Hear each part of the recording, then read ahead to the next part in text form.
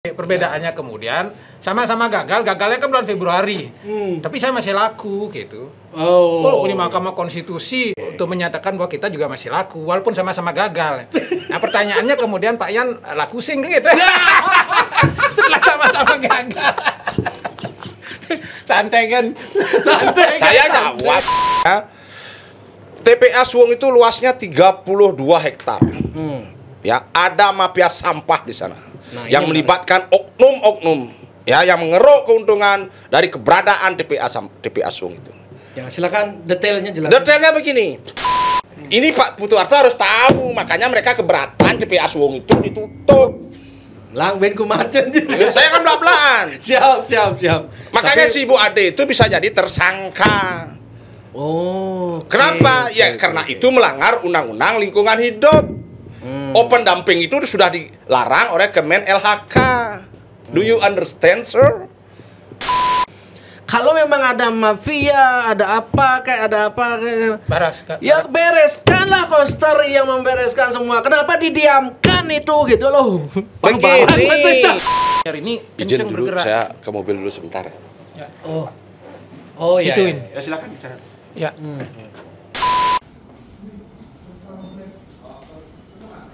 Jadi teman-teman podcastnya ditunda sebentar karena Wayan Setiawan masuk IGD.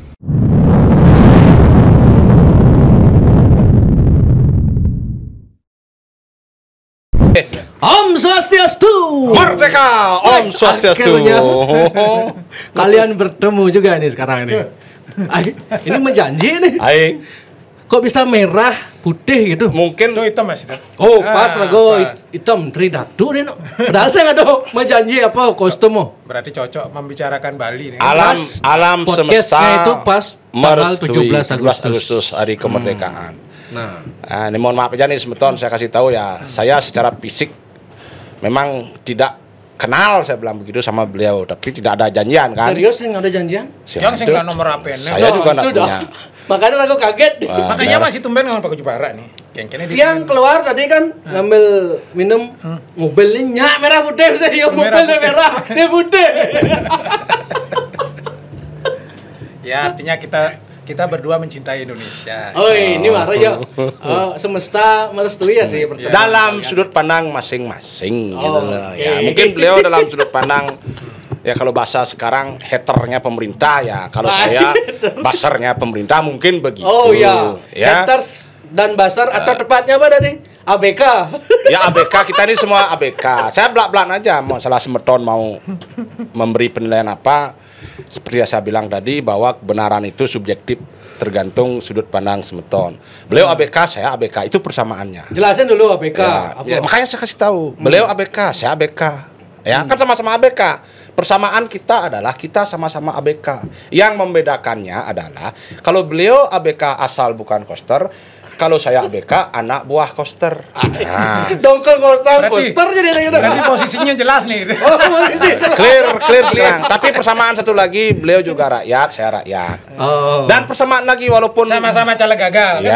Sama-sama jalan gagal. Itu fakta memang. Sama-sama di Nasdem pernah ya. Sama-sama di Nasdem. Nah, makanya kalau ada bilang ngomong caleg gagal nih kepada pendukungnya Mo Loh Jlante ya.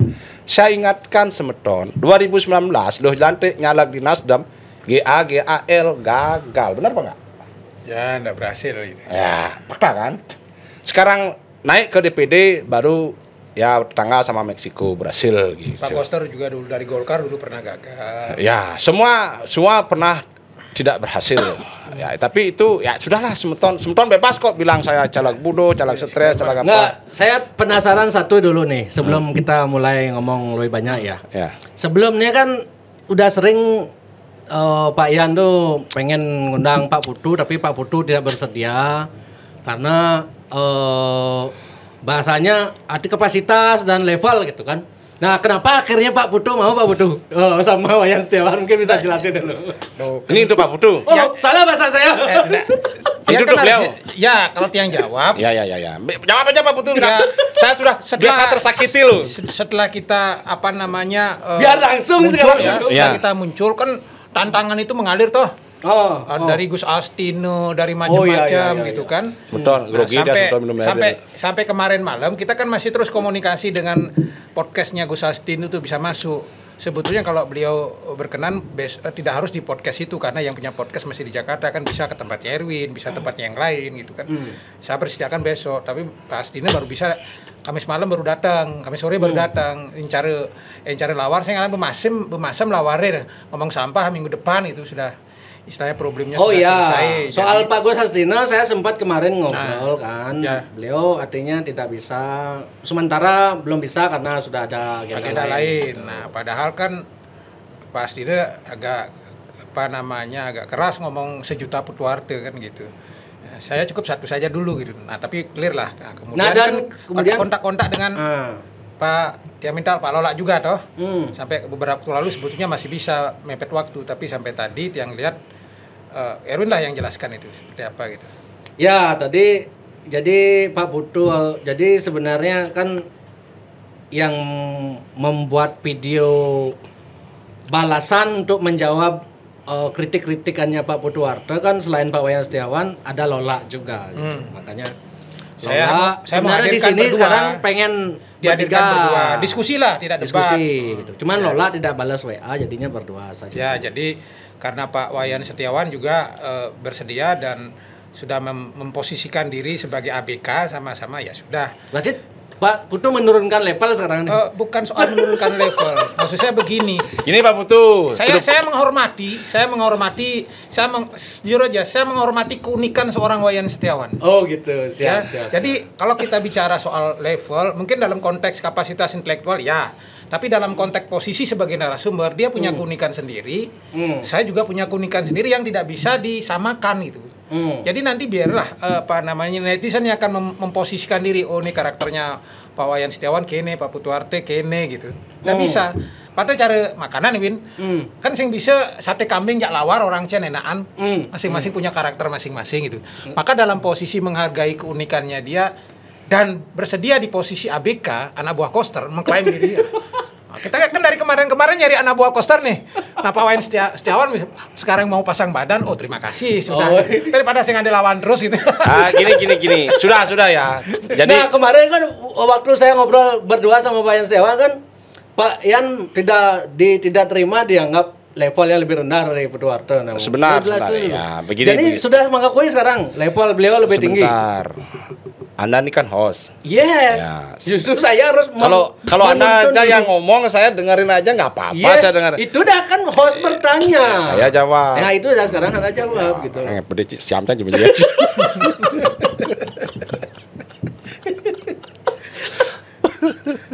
Begini ya. Ya, ini dari postingan-postingan ya. Ini juga menurut saya nih, maaf nih Pak Putu kalau saya per-perannya ya buka-bukaan. Ya pulgar aja. Ini dari provokasinya dia. Ya provokasi. Saya kan menanyakan ulang apa yang katanya Pak Putu nggak level dengan saya. Ya oke. Mungkin Pak Putu merasa level 21 udah gituin. Ada yang mau itu benar kan? Ya. Enggak apa-apa. Ya. Jadi buktinya mungkin beliau mau turun sehingga saya naik kan begitu. Ya kan ada naik, ada turun. Artinya Pak Yan mengakui level beliau sekarang lebih tinggi dari Pak Yan. Kalau kamu mau singkat saya bisa bilang. Tadi sebelum mulai gimana itu jawabannya? Ini debat punya dulu. Ini sebenarnya debat Erwin Wayan Setiawan. Pak Putuarte ada di host. Silakan Pak Putu sebagai host. Nah ini kalau ngorang apa sebenarnya? Saya belum jawab loh. Saya belum jawab.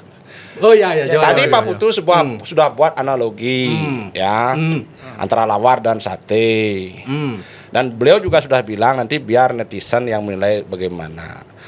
Ya kan? Soal level-level saya enggak pernah masalah loh. Kalau Rocky Gerung bilang kuliah itu bukan berarti hanya menandakan ijazah itu hanya menandakan tujuan Pak Wayan Setiawan terus nelpon Rago ngundang Putuarte di sini gitu. Ini kalau ngomong apa Putuarte silakan aja terus jangan bilang terus nge-framing. Iya kan saya kan adalah salah satu benah nih. Saya salah satu narasumber enggak pernah nolak loh. Jadi berteka ini apa? Razi jak Rago ya kan kamu mau siapa yang dibilang kan ayo ngomong apa? Pak Yan dong ngoto apa? Kok saya dong ngoto apa? Saya ingin beliau ngomong apa, saya dengar. Namanya diskusi. Kok ini tekan Putu Harto? Iya, sudah datang. Gimana? Beliau kan apa beliau ngomong di medsos tentang pemerintahan. Ini saya klarifikasi dulu ya. Iya, silakan. ABK itu anak buah Koster itu kan julukan yang dikasih netizen kepada saya. Saya kan sifatnya menerima aja. Apa beratnya bagi saya? Saya nggak ada menanyakan soal saya bilang dulu, kamu bilang mengklaim diri. Saya nggak pernah mengklaim diri. Itu sebutan yang termasuk kamu yang kasih ke saya. Bukan seperti si Ratu tuh yang ngaku-ngaku biar dibilang Ratu gitu loh. Maaf nih, saya belak-belakan aja. Saya nggak pernah mengatakan diri saya mengklaim diri. Saya disebut begitu dan saya terima aja. Apa sih susahnya menerima? Biar jelas dulu loh, biar clear dulu loh, biar clear. Ya, Awak kan suka memframing saya, Wayan Setiawan mengklaim ABK anak buah Koster. Itu sebutan yang dikasih oleh netizen, termasuk kamu pada saya. Dan saya terima karena saya bukan tipe Ratu yang suka menyebut diri sendiri, panggil saya Ratu. Kan panggil saya Ratu dan pedak. Kan itu lain dulu.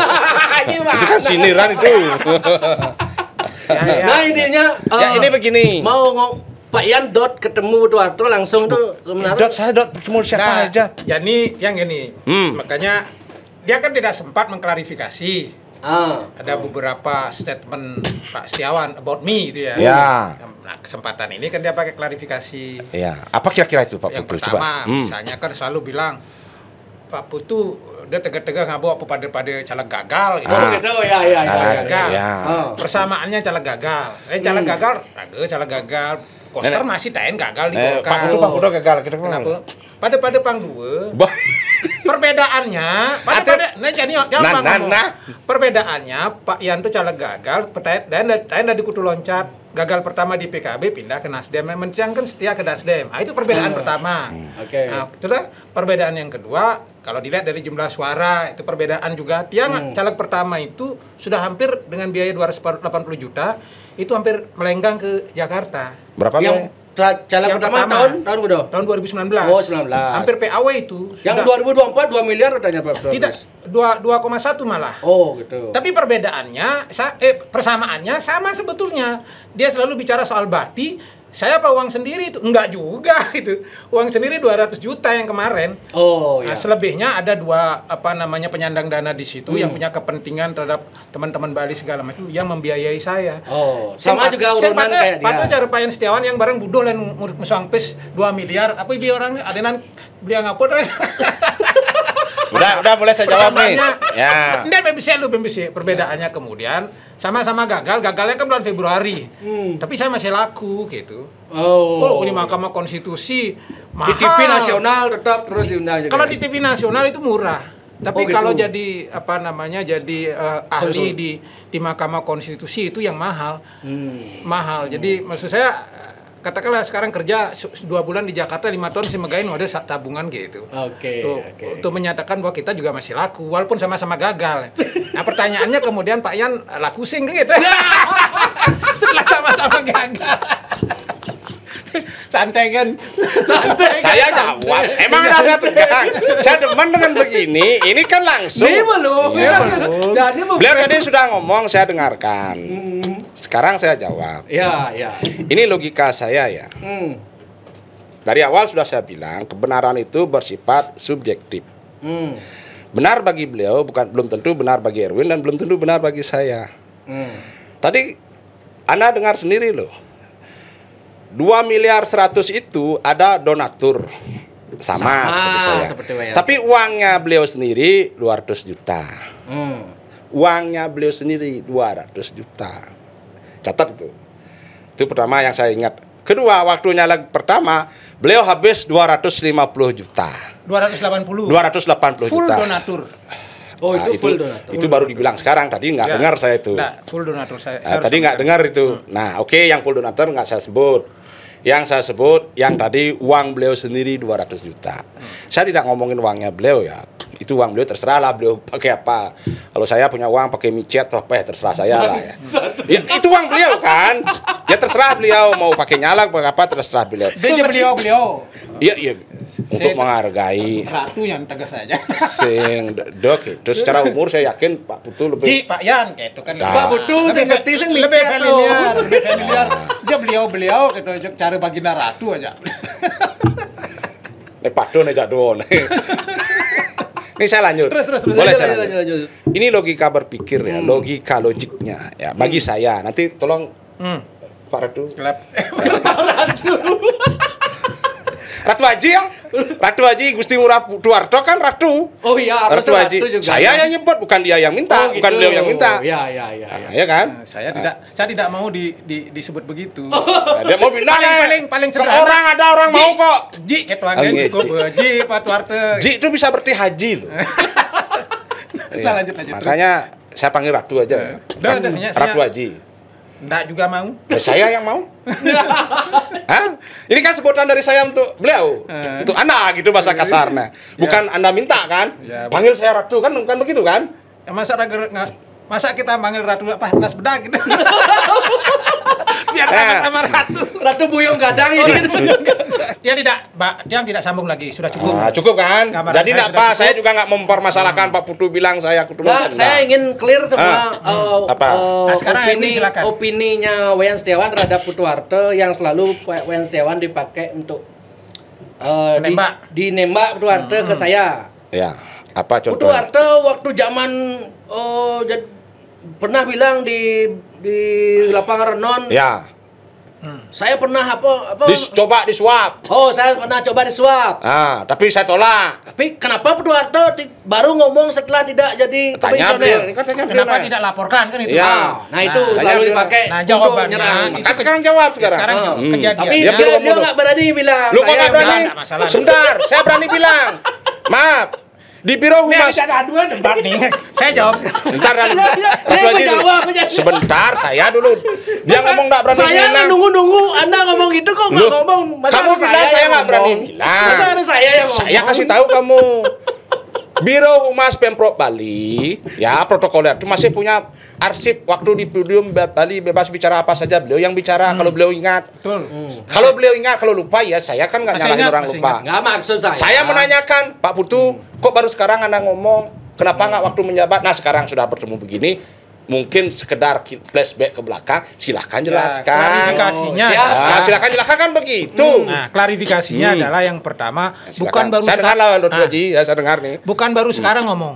Justru pada saat kejadian ngomong. Kalau sempat nonton Dengar tuh. pada waktu sempat nonton live-nya TV One ketika kasus sedang meledak, itu kalau nggak salah dulu anggota DPR dari Hanura lalu masuk penjara, Dewi Yassin Limpo. Yang pada saat itu mau menyogok saya sekitar angka 3 miliar. Waduh. 3 Ya, miliar. untuk kasus masih ingat nggak ada surat palsu yang di MK dibawa ke MK segala macam itu untuk meloloskan dirinya. Nah, saya tidak melihat barangnya, uangnya. Jadi ini dia baru datang ngobrol kemudian begitu kita antar keluar di pintu dia ngomong nanti Pak Putu kita siapin uang tolong dibantu saya. Jadi ngomong. Nah, sekarang pertanyaannya kalau Pak Wayan Setiawan baru ngomong begitu saja kepada saya tidak ada bukti saya rekaman, masa saya laporkan? Nah, kemudian dia sempat membantah. Saya kan live sama dia. Si Dewi Yassin Limpo itu live. Waktu itu saya naik Garuda dari Bali ke Jakarta. Saya sampai minta izin beberapa menit tidak terbang itu pesawat gitu. Saya langsung di bagasi kelas bisnisnya di kabin kelas bisnisnya saya langsung live. Saya waktu itu sampai ngomong begini, kalau Anda bohong, kalau saya bohong dengan statement itu, ini pesawat saya berangkat nih ke Jakarta sekarang jatuh pun saya siap ya. Oh, jangan gitu penumpangnya banyak itu. Sama dengan Anda menjatuhkan. Sebentar dulu. Ya. Saya ngomong begitu. Enggak berani dia. Anda berani enggak terbang ini ke ujung pandang pesawatnya jatuh? Enggak berani dia ngomong. Memang gara-gara itu kan penumpangnya dengar semua. Pak Putu jangan ngomong serem-serem begitu tadi. Kita di pesawat udah nyaman ini sampai di Jakarta. Nanti kita ikut-ikutan ini. Proses seperti ini. Nah, maksudnya dengan penjelasan itu dia mau mengatakan bahwa apa yang disebut oleh Pak Wayan Setiawan itu mungkin karena tidak update informasi di awal kejadian itu, tidak baru pada waktu panggung bebas bicara itu kita bicara. Tapi memang waktu itu sempat ada live di TV One 1-2 hari ketika kejadian itu dan saya bongkar itu. Sudah Pak Putu? Sudah Haji? Sudah gitu. Saya jawab ya. Ya. Tapi saya tetap, ini disclaimer dulu, saya tidak bisa menyalahkan orang lupa ya. Dan saya juga pasti tidak mengingat semua ya. Ini tolong diklarifikasi kalau saya salah. Sebentar. Di TV One buka bisa ada. Sebentar. Kalau saya salah omong, nanti sanggah aja. Iya. Bantah aja enggak apa-apa. seingat saya, ini seingat saya ya. Berarti kalau nggak ingat, kalau salah berarti saya nggak ingat gitu loh. Seingat saya, atau Pak Putu lupa mungkin. Atau Ratu Haji lupa lah gitu. Saya nggak konsisten nih. Nggak konsisten lagi Pak Putu lagi Ratu Haji. Ya, saya soalnya ingat sama yang ratu-ratu gitu loh. Kok ada orang mau jadi ratu gitu. Saya ingat saya, Haji nggak ngomong gitu di PP3AS seperti yang Haji sampaikan tadi. Haji bilang bahwa ada orang bawain Haji uang 2 koper kalau nggak salah. Ke ruangan Haji, berarti asumsi saya. Nah makanya nanti bantah. Kasih saya ngomong dulu, nanti Haji bantah. Asumsi saya, dalam otak saya berpikir nih, ujung-ujung umpamanya Wayan Setiawan dari DPR nih, abang pes doang koper, si Ratu Haji Tuardo gitu umpamanya ya kan, nih Ratu Haji uang 2 miliar 2 koper. Ratu Haji menolak. Yang jadi pertanyaan saya, kenapa enggak waktu itu langsung tangkap tangan? Ya, betul. Kenapa nunggu Ratu Haji pensiun dulu dari KPU baru ngomong? Nah sekarang kan penjelasan Ratu Haji beda, ya kan? Entah itu memang beliau lupa atau memang saya salah ingat, ya saya sih nggak mau memperpanjang itu ya, karena saya sering ngomong saya tidak hidup di masa lalu. Tapi saya senang sudah ada klarifikasi begini kan, ya kan? Jadi kalau bagi saya, asumsi saya dalam penalaran saya yang level gak ini, mungkin IQ saya 79,5 lah. Rejani merendah. Nggak merendah sih, sebenarnya ingin meninggikan diri sendiri dengan merendah gitu. Ketapel kan gitu, tarik dulu ke belakang biar melesang maju. Artinya begini, waktu itu, karena ini bertahun-tahun ya, belum tentu saya benar loh, Cik. Belum tentu saya benar. Dan belum tentu juga, Cik, benar. Kan gitu loh. Tapi artinya begini, flashback ke belakang. Dalam otak saya waktu dulu, loh, ini Pak Putu Warto kok sudah tahu mau disogok 2 koper, dia nggak mau nerima. Kok nggak dilapor? Kalau saya tuh pilihannya 2, antara saya lapor atau hamil, bodoh amat. Sudah clear saya. Gitu kan? Clearnya begini, saya tidak pernah disogok kemudian ada barang fisik itu hadir, nggak pernah. Itu logika orang nyogok itu pasti akan melakukan hal yang mengamankan dirinya, itu aja. Makanya yang mau mengatakan ya faktanya banyak orang tangkap tangan gimana? Jangankan 2 miliar berbekal Bung Kasar 2 juta aja tangkap tangan gimana, Ci? Ke tiang tidak pernah. Artinya begini. Jadi clearnya begini ya. Saya anggap saya tidak perpanjang itu karena toh juga itu sudah lewat. Artinya mungkin Aji lupa ngomong apa karena itu situasional. Mungkin karena bersemangatnya bisa jadi, atau mungkin saya salah dengar atau apa, ya silahkan. Ya nanti hanya seperti Haji bilang, nanti hanya kita dan Tuhan yang Maha Esa yang tapi jangan pernah doakan kapal jatuh loh waktu nanti. Soalnya memang sudah penumpangnya itu nggak cuma Haji. Doanya begini, kalau menurut saya, ya sebagai orang Bali, cukup ngomong kalau kamu salah, sarin pegawaianmu untuk saya. Kalau kamu benar, siren pegawai saya untuk kamu, itu aja. Jadi head to head, apple to apple. Nah, waktu itu kan saya menceritakan kejadian yang sudah pernah terjadi. Itulah yang saya lakukan waktu itu sampai dia sendiri berani. Oke, clear sudah. Lagi apa ini? Sekarang deal clear. Kan tadi katanya di topiknya sampah katanya. Ya. Gimana tuh? Ya sampah. Nah, karena topiknya utamanya sebenarnya soal sampah. Ya, sampah. Oke. Nah, intinya kan kalau emang dirunut itu awal mula soal meledak sampah ini kan karena di target TPA Suwung itu ditutup tanggal 1 Agustus. Ya. Nah, tanggal 1 Agustus dan ada perbedaan yang saya ikuti dari opini kalian berdua ini. Pak Yan selalu mendukung kebijakan Koster yang sampah bikin sendiri, selesaikan sendiri. Ya. Dan itu Pak Yan dukung, memang harusnya begitu gitu. Nah, tapi Pak Putu tidak setuju dengan itu gitu. Bukan tidak setuju dengan itu. Oke, kalau dimulai dari sana, diam dulu ya. Ya, silakan. Nanti silakan aja diatur mau 3 menit, Bang Patu 3 menit. Oh, bebas sudah. Jadi maksudnya begini. Kenapa tiang masuk ikut memberikan pandangan terhadap persoalan ini, karena memang kita menilai penutupan tanggal 1 Agustus itu yang kemudian krusial itu adalah sesuatu yang kita anggap mismanagement. Mungkin bukan salahnya Pak Koster, barangkali salahnya Pak Kades atau siapa, tapi tetap gubernur bertanggung jawab. Karena TPA Suwung itu adalah Sarbagita regional yang menjadi tanggung jawab gubernur.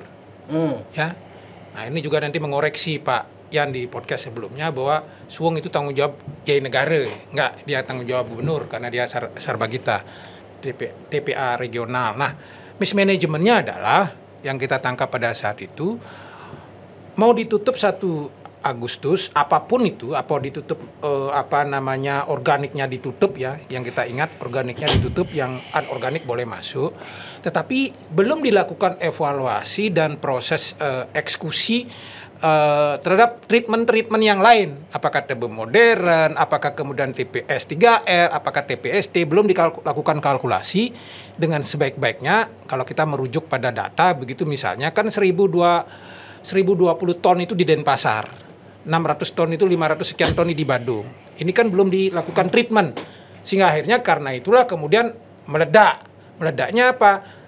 Berjejerlah truk-truk itu kemudian di depan Jaya Sabe karena dia tidak bisa membuang ke Suwung toh.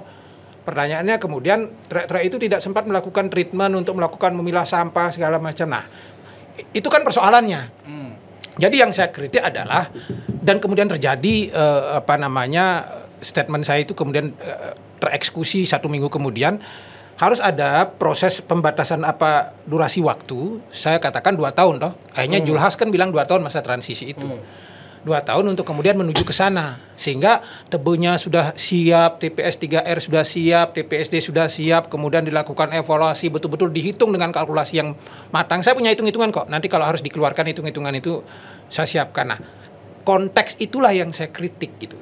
Saya selalu di berbagai podcast mengatakan bahwa sosialisasi TB modern bagus, teruskan.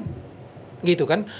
Kemudian apalagi misalnya programnya yang lain mau bikin TPSD, TPS 3R, teruskan. Sekarang Denpasar bikin 4.700 TB modern. Saya dengar Adi Arnau kemarin sudah klikkan anggaran untuk 10 insinerator gitu misalnya.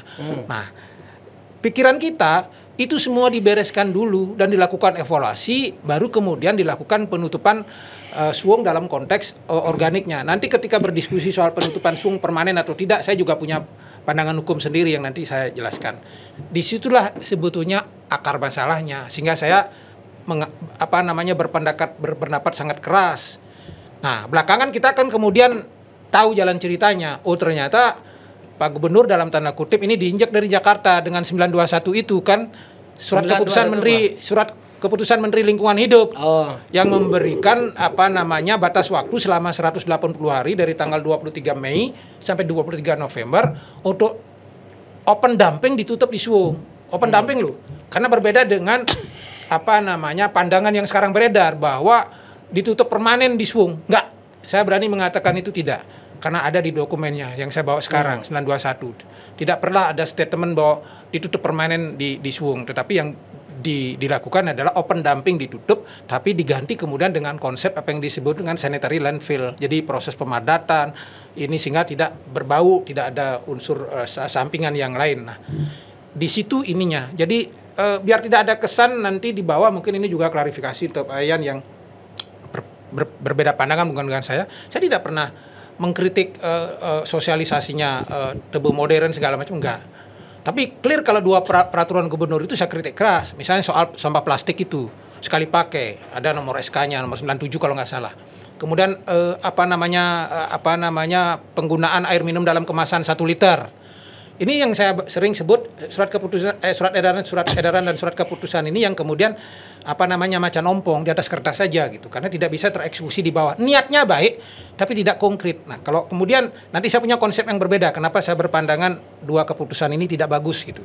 Nanti kalau pada saatnya saya jelaskan. Nah, itu awal mulanya, triggernya kenapa kita keras. Karena kalau tidak keras pada saat itu dan kemudian menteri tidak datang kan ngeri kita. Kemudian sampah dibuang di mana, kalau tetap misalnya yang kokoh gitu ya, pemerintah provinsi kokoh tidak boleh masuk, rakyat marah gitu kan. Jangan-jangan kayak Pati meledak semua, nanti lapangan di Mandala bisa dibuangin sampah, sungai-sungai kan sudah kemarin dibuangin sampah. Nah, tapi belakangan setelah Julhas datang kan boleh. Sekarang saya tanya, di sebelah rumah saya itu kebetulan petugas jasa swalayan sampah. Sebelum saya ke sini saya tanya, oh boleh Ji, sekarang dibuang ke Suwung, mau organik anorganik masih boleh, nanti katanya ditutup akhir Desember gitu. Oh, berarti keputusan soal 1 Agustus itu kan akhirnya tidak berlaku dan membuat agak sedikit suasana lebih soft lah gitu. Jadi komentar saya gitu. Siap. Nah, menurut Pak Yanseon gimana itu? Ini mohon maaf ya, masalah sampah itu harus dirunut ke belakang dulu. Masalahnya, masalah sampah bukan ujuk-ujuk terjadi biur gitu loh. Ini masalah kita loh.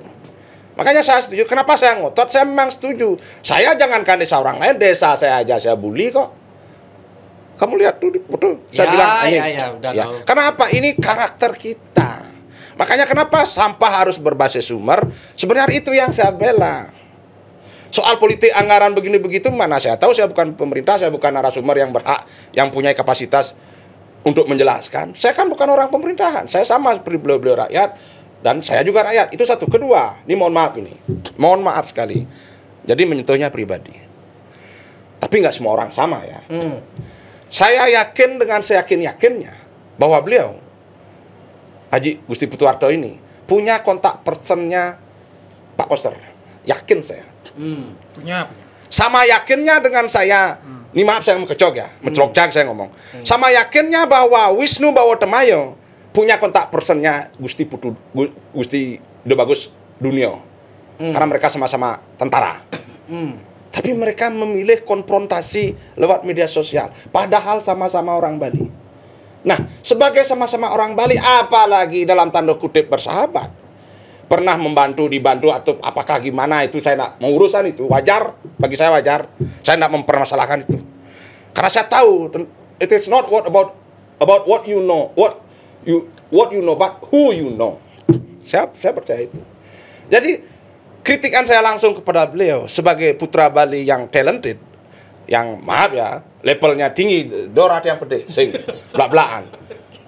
Kenapa you tidak langsung kontak Pak Koster, bicara langsung dari hati-hati, hati ke hati?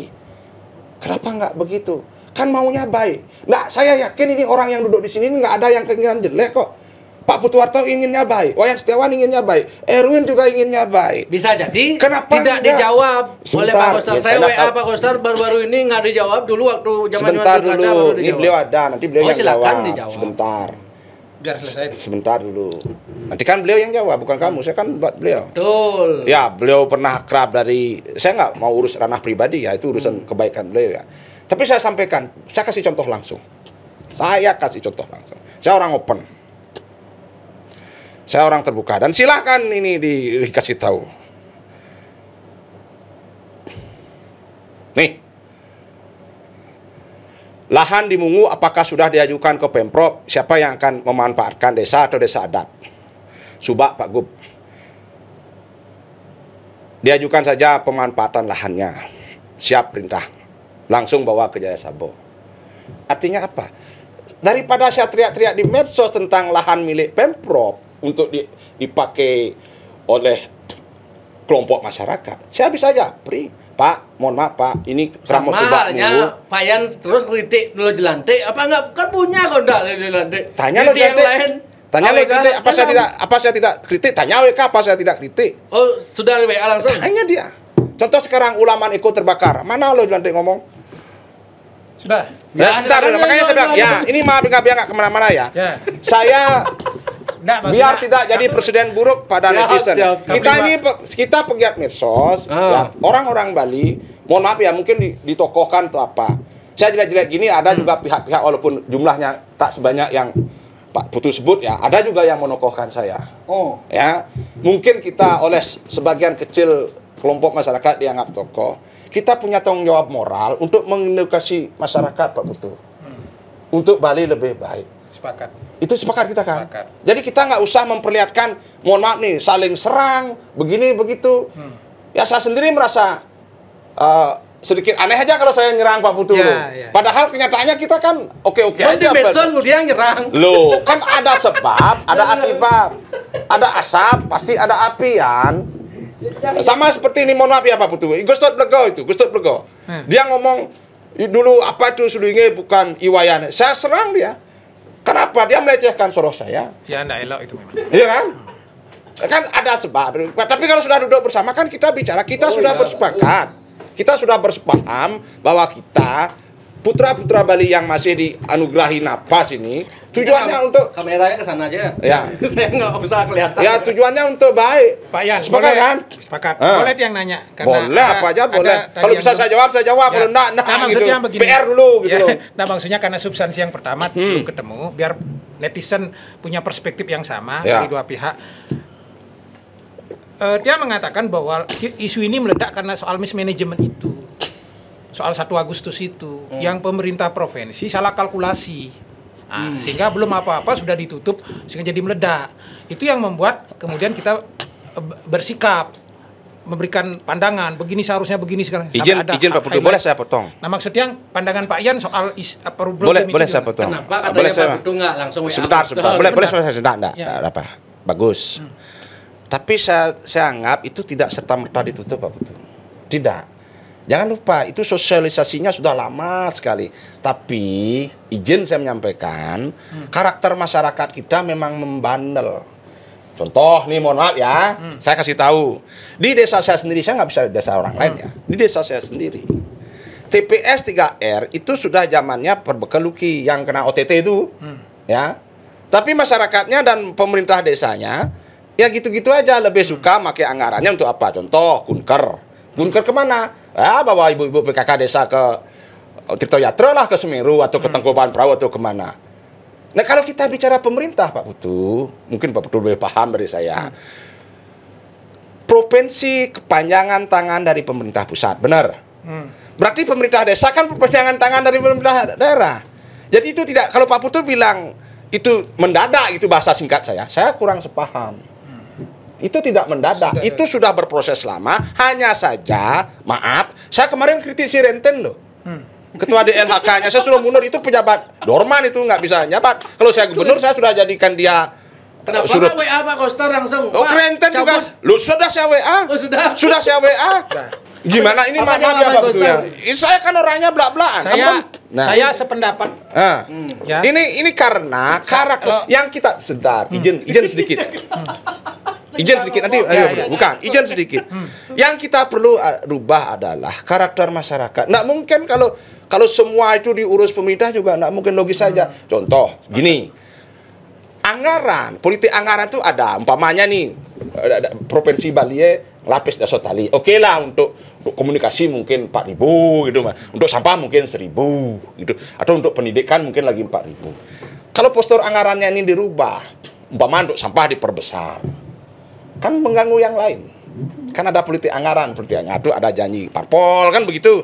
Saya sih ngerti tuh Pak tuh Haji nggak ngerti. Tapi intinya seperti itu, ya. Jadi yang penting sebenarnya kenapa ini terjadi? Ini harus tanggung jawab bersama. Makanya kalau saya suka lihat teman-teman yang relawan bersih-bersih itu saya suka ketawa. Ngapain kamu ambil tanggung jawab orang lain? Contoh, saya punya teman Made Dogler namanya, suka mengutin sampah. Ngapain kamu mengutin orang dia yang buang kok? Saya pernah jadi Pekaseh Pak Putu, ya. Ada dadong-dadong buang kain celeng ke kelabah. Saya marahin. Kamu bikin septic tank atau kandang celeng dadong saya bongkar. Itu loh, tegas saya. Nah, mungkin ini juga saya mengkritisi Pemprov Bali ya. Banyak aturan yang ada tapi ya mungkin bawah-bawahannya itu tidak menjalankan aturan itu. Contoh ini saya kritik terakhir. Nih. Ini nih Pak Renten nih kalau kau dengar ya. Saya belak-belakan aja. Dia malah dalam situasi sudah ini sudah extraordinary sudah luar biasa ya kejadian luar biasa.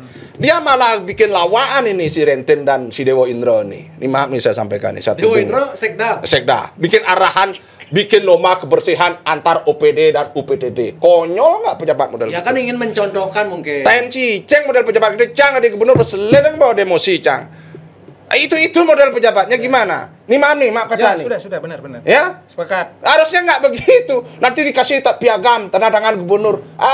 Pejabat cari muka kalian semua. Kenapa nggak Kosternya yang dikritik? Saya bilang itu kok. Sekarang giliran saya. Ya silakan.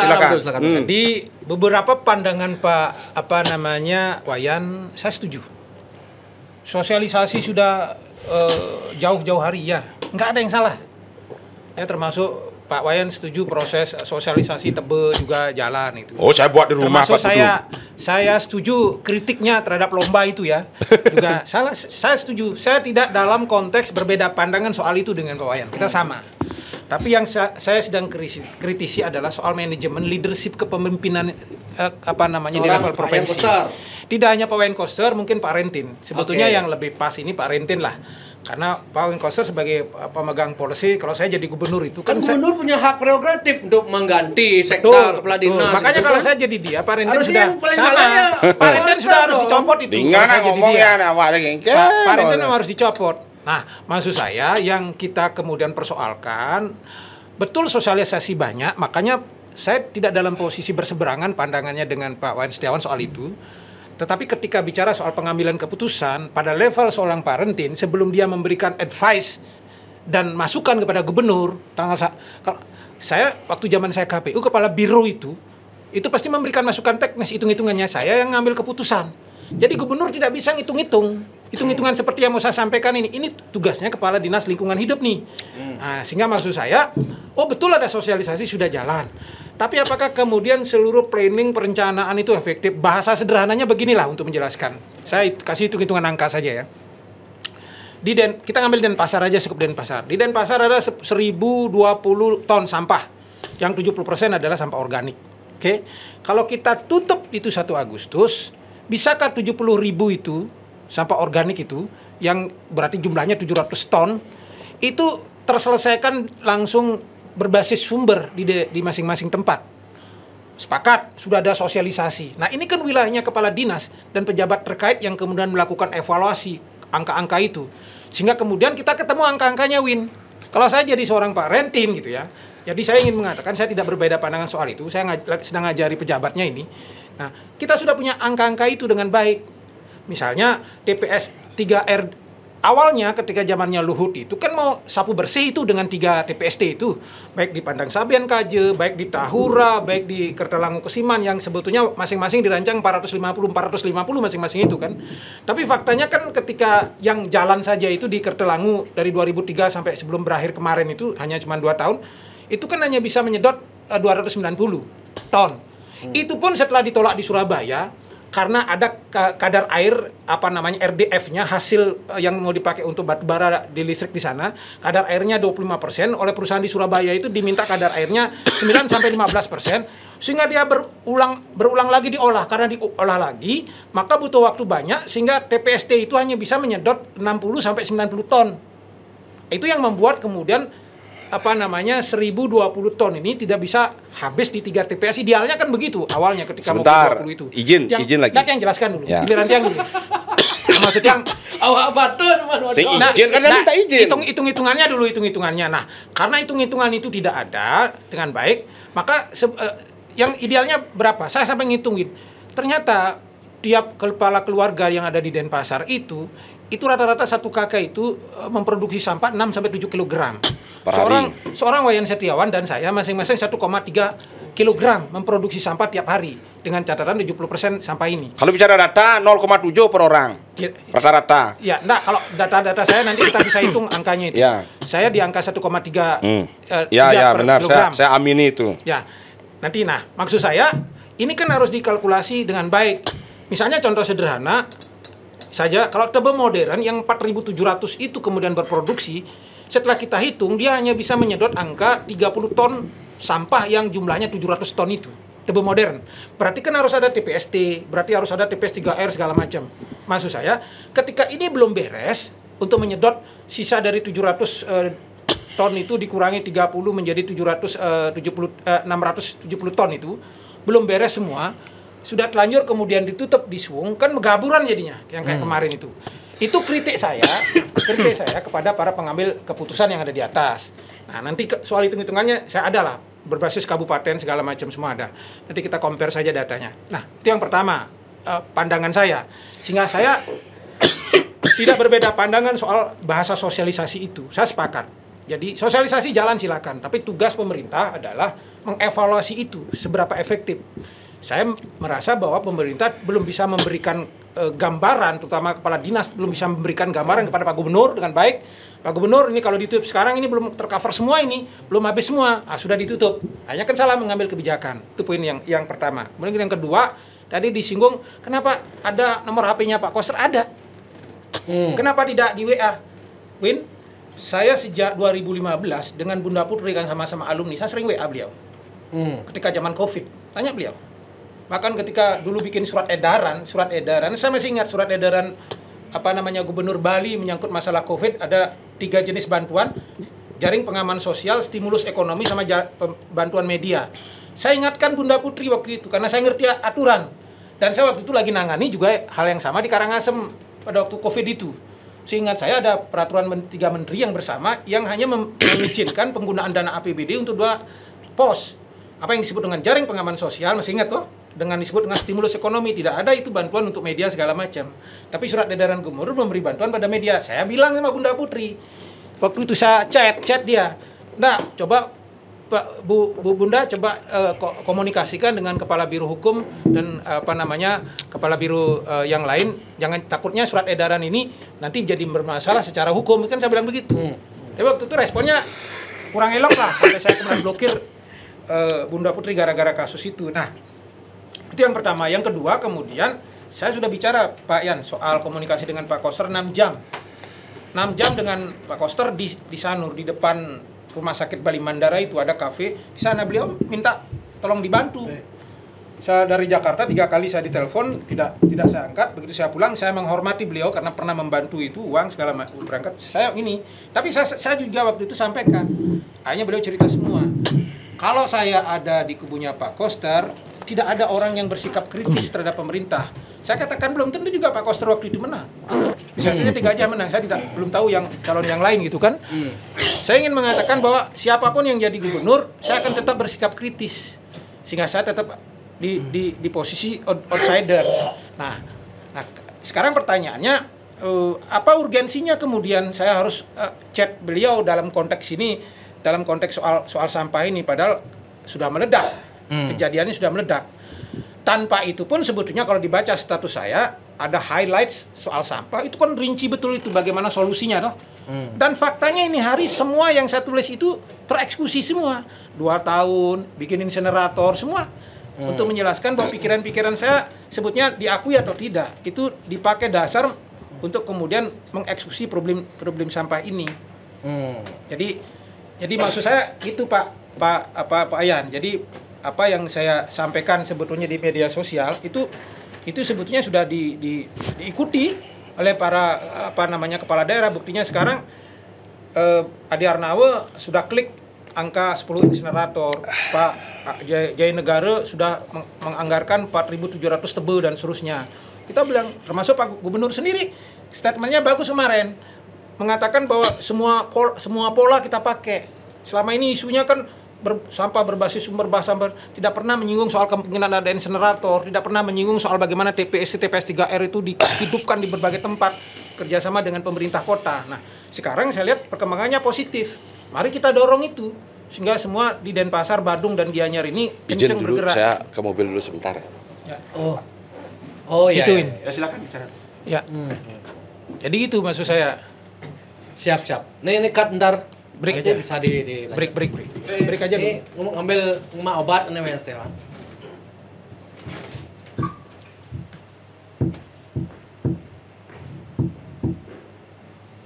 Kayaknya kumat-kumatan. Asik. Yang obat apa dah? Excited. Coba dengerin. Sing ada anak itu. Di CCTV dan depan. Saya ada apa? Saya ada apa? Kosong. Saya. Di kadi Mas Tewan ini. Kade. Kadi ya? Hah? Hilang mobilnya? Kira model tu model. Hilang mobil ya.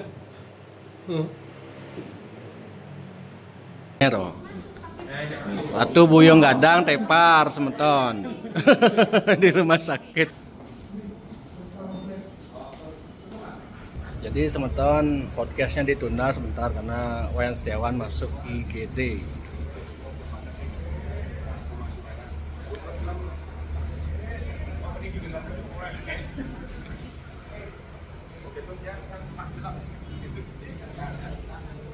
Periksa.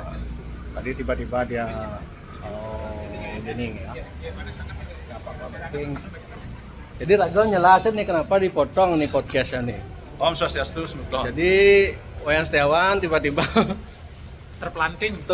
Masuk IGD nih sementara nak kengken tuh sebenarnya Pak Yan. Ya biasalah yang namanya orang hidup, kalau nggak sehat ya sakit. Oke, jadi terus sekarang Lanjut Mas nih, tapi santai-santai deh. Break kalau jam, minum obat. Minum obat. Jadi kan ada air panas itu. oh ada. Ya. Jadi kita katanya lanjut podcast, katanya bisa katanya. Dokter juga bilang tidak ada apa-apa, cuman ada gangguan psikosomatis apa ada apa gitu. Karena butuh obat. Oh, ya. Jadi kita lanjut lagi. Ya. Tadi semeton penonton. Jadi tadi Wayan Setiawan bilang permisi ke mobil. Saya kira dia ngambil obat, minum obat gitu. Cek CCTV, lah kok nggak ada mobilnya gitu. Saya kaget lah. Gue sempat pikir, wah jangan-jangan nih kabur nih Pak Budu. Kabur atau jerih nih sana nih gitu. Kabur nih sana deh. Sing bani debatnya sana deh gitu. Oh, terus Pak Yan lah ngirim foto, Pak Yan ngirim foto tuh. IGD, wah IGD Pak Putu langsung inisiatif. IGD mana coba tanya gitu.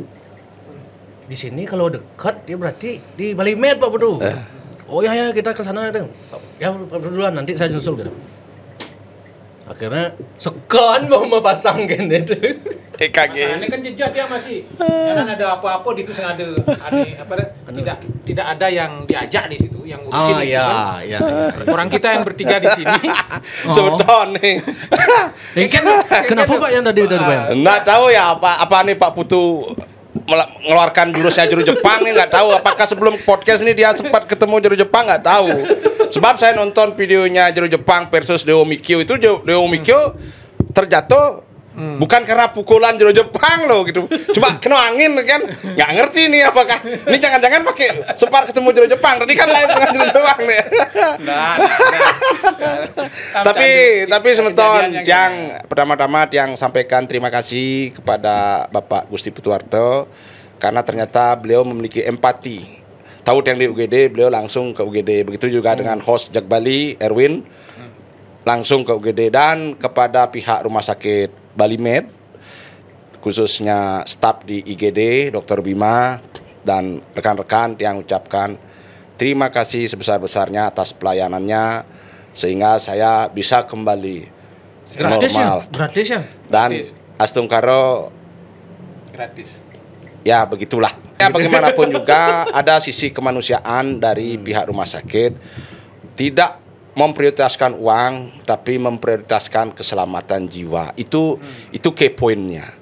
Itu key-nya, kuncinya di sana. Sekali lagi saya ucapkan terima kasih kepada pihak Rumah Sakit Bali Med, kepada Dr. Bima dan rekan-rekan di IGD. Tadi saya sempat di EKG. Dan Astungkaro berkat support dari Niki semeton kira Tuaji Putuwarto dan Ratu Haji Erwin. Karena waktu video call lo mau pasang kene dong. Tuh kengke Wayan Setiawan aja. So podcast di sini Jak ada kengke aja. Alat jantung. Dia masih kan makanya Setiawan. Nah, saya kan sudah bilang. Wayan Setiawan sendirian ke sana sedangkan ada kita di sini ada apa-apa ampura nih yang sempat Wayan pingsan ya. Nanya kan urusan itu mensengra ke ada dua gitu kan. Tapi kalau boleh yang ceritakan Wayan, mungkin Pak Yan enggak usah ceritakan sebabnya karena dia yang tanya sama dokternya toh. Jadi Pak Yan itu sebutnya tadi mau check up jantung, jangan-jangan ada gangguan jantung, normal semua. Ternyata stimulusnya itu ada dua. Kenapa tadi kondisinya Pak Yan ketika di sini mual-mual mau muntah gitu sih karena serangan dia gitu. Mual muntah itu ya. Mual muntah kemudian langsung panas ya di bagian tengkuk ini panas seperti terbakar ini. Nah, begitu diperiksa sama UGD disampaikanlah bahwa terjadi gangguan salah satu simpul saraf somatis apa istilahnya itu. Apalah parasimetris begitu. Parasimetris apa enggak ngerti Tiang karena dua sebab. Pertama dan terkonfirmasi Pak Yan memutus obat selama 3 hari ini yang harusnya dia minum gitu diputus sehingga dokternya bilang yang cara mobil tiba-tiba ngerem tengah jalan terus yang cocok. Saya Pak Putu, saya memang nggak pernah menyembunyikan sesuatu dari oh ya Pak Yan Setiawan kan memang minum obat itu ya. Saya memang. Yang kedua triggernya adalah karena dia dari pagi ini ada problem temperamental, pengendalian emosi. Ini juga dalam tanda Oh, kutip ada marah-marah lah. ada masalah. Dari jam 5 pagi loh semeton saya marah-marah. Sehingga itu Ini maaf yang nih. membuat kemudian sekarang walaupun dengan saya sehat-sehat, mereka nasi demen ngurusin ini sekali kadang-kadang nyerang. Saya kadang anunya napan begitu tepuk saya gitu kan siapa tahu. Dewan dikutuk betul. Enggak sih ya. Nah. Tapi itu intinya semeton. Dia Tapi nggak sehat sekarang saya nggak pernah menyembunyikan kondisi saya baik dari live pribadi maupun di podcast dengan Erwin. Saya memang dari 1,5 tahun ini mengkonsumsi obat dari dokter SPKJ. Silakan catat. Nggak apa-apa. Itu Clobazam, nah ini ya, ini saya bawa. Obat anxiety gitu Anxiety. Anxiety. Saya ada anxiety, jadi ini sekaligus mengedukasi kepada semeton. Kalau semeton sakit, datanglah ke dokter bukan ke balian. Mohon maaf ya. Ini ada obat namanya Depram. Ini Depram, saya konsumsi 1 kali setiap sore dan ini ada namanya Clobazam. Ini setengah tablet setiap sore juga, setiap sore. Dan ini yang diputus selama 3 hari tidak. Dan ini sudah tidak saya minum selama 3 hari karena saya pikir saya sudah sehat. Tidak ada gejala apa lagi sebab Clobazam ini dulu dosisnya 1 diturunkan menjadi setengah.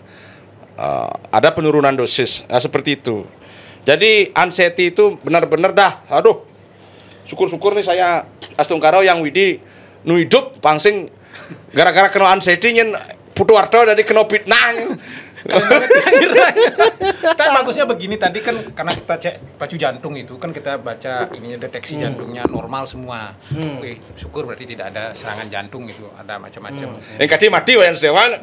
Kambing hitamnya ini kalian berdua. Makanya jangan dikebur. Aduh, tadi yuk kayak Padahal berkenalan dengan barang-barang yang begitu enggak. Matanya dong. Ada Cang Pandi langsung kebur. Aduh. Tapi suksemo. Saya sampaikan terima kasih banyak kepada Bapak Putu Warto dan pada Wayan Erwin, terima kasih. Sebetulnya menguji kita bersama untuk memberi contoh netizen, Bo. Apapun kita ada perbedaan pandangan segala macam, ketika ada urusan kemanusiaan, maka persis seperti jargonnya Kota Denpasar toh, Mas Udeba Tumbakam. Kita sesama bersaudara. Saya sudah bilang, dunia maya itu dunia maya-maya. Ya, semakin kita berhasil membuat orang benci atau suka pada kita, berarti kita sudah sukses memerankan lakon kita. Saya beberapa kali sudah bilang begitu. Jadi saya nggak masalah orang mau benci, orang mau suka atau saya menghujat siapapun itu. Itu dalam kapasitas saya sebagai pegiat media sosial di medsos, termasuk dengan Ratu Haji Gusti Putu Warto. Belang ben kumate. Loh, kan beliau tidak meminta. Iya. Kan saya yang memberi. Soal diterima atau tidak pemberian itu kan terserah beliau. Bukan beliau minta kan. Wayan Setiawan, Ci soro kenene soro oleh pernah nih Ci harus manggil Cang Ratu Haji kan begitu. Kan enggak begitu. Kan saya yang mengasih. Bukan sebagai ledean. Enggak.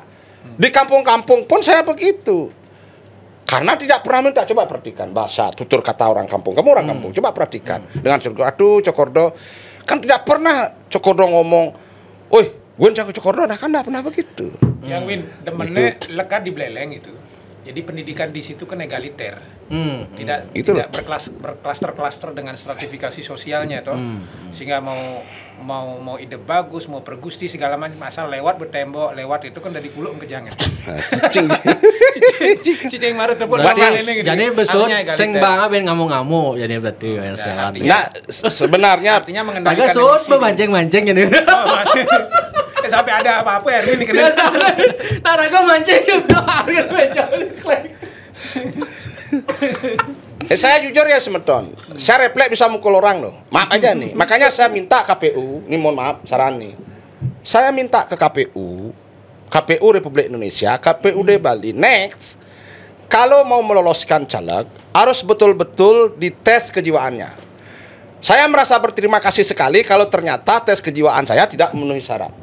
Karena salah satu syarat untuk mewakili rakyat adalah sehat jasmani dan rohani. Berarti bohong kan ini nyalon DPD. Nggak apa-apa kalau memang tes secara serius itu mengatakan saya tidak layak untuk menjadi calon wakil rakyat, ya nggak usah. Agar jangan sampai nanti orang yang dengan kepribadian NPD, narcissistic personality disorder itu menjadi pejabat, itu bahaya.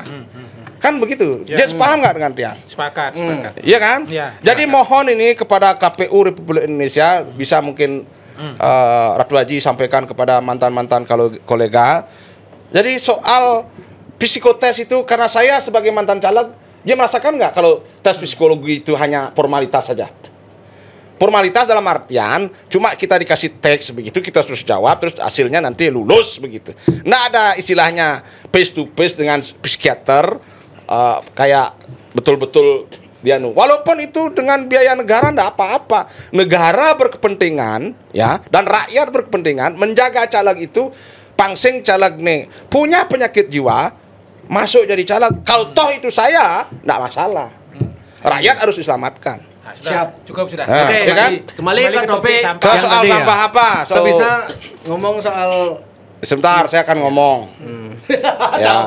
Ya pasti saya akan ngomong. Ini mohon maaf ya, saya kembali. Apa yang Pak Putuwarto sampaikan, Ratu Haji Putuwarto sampaikan, saya setuju.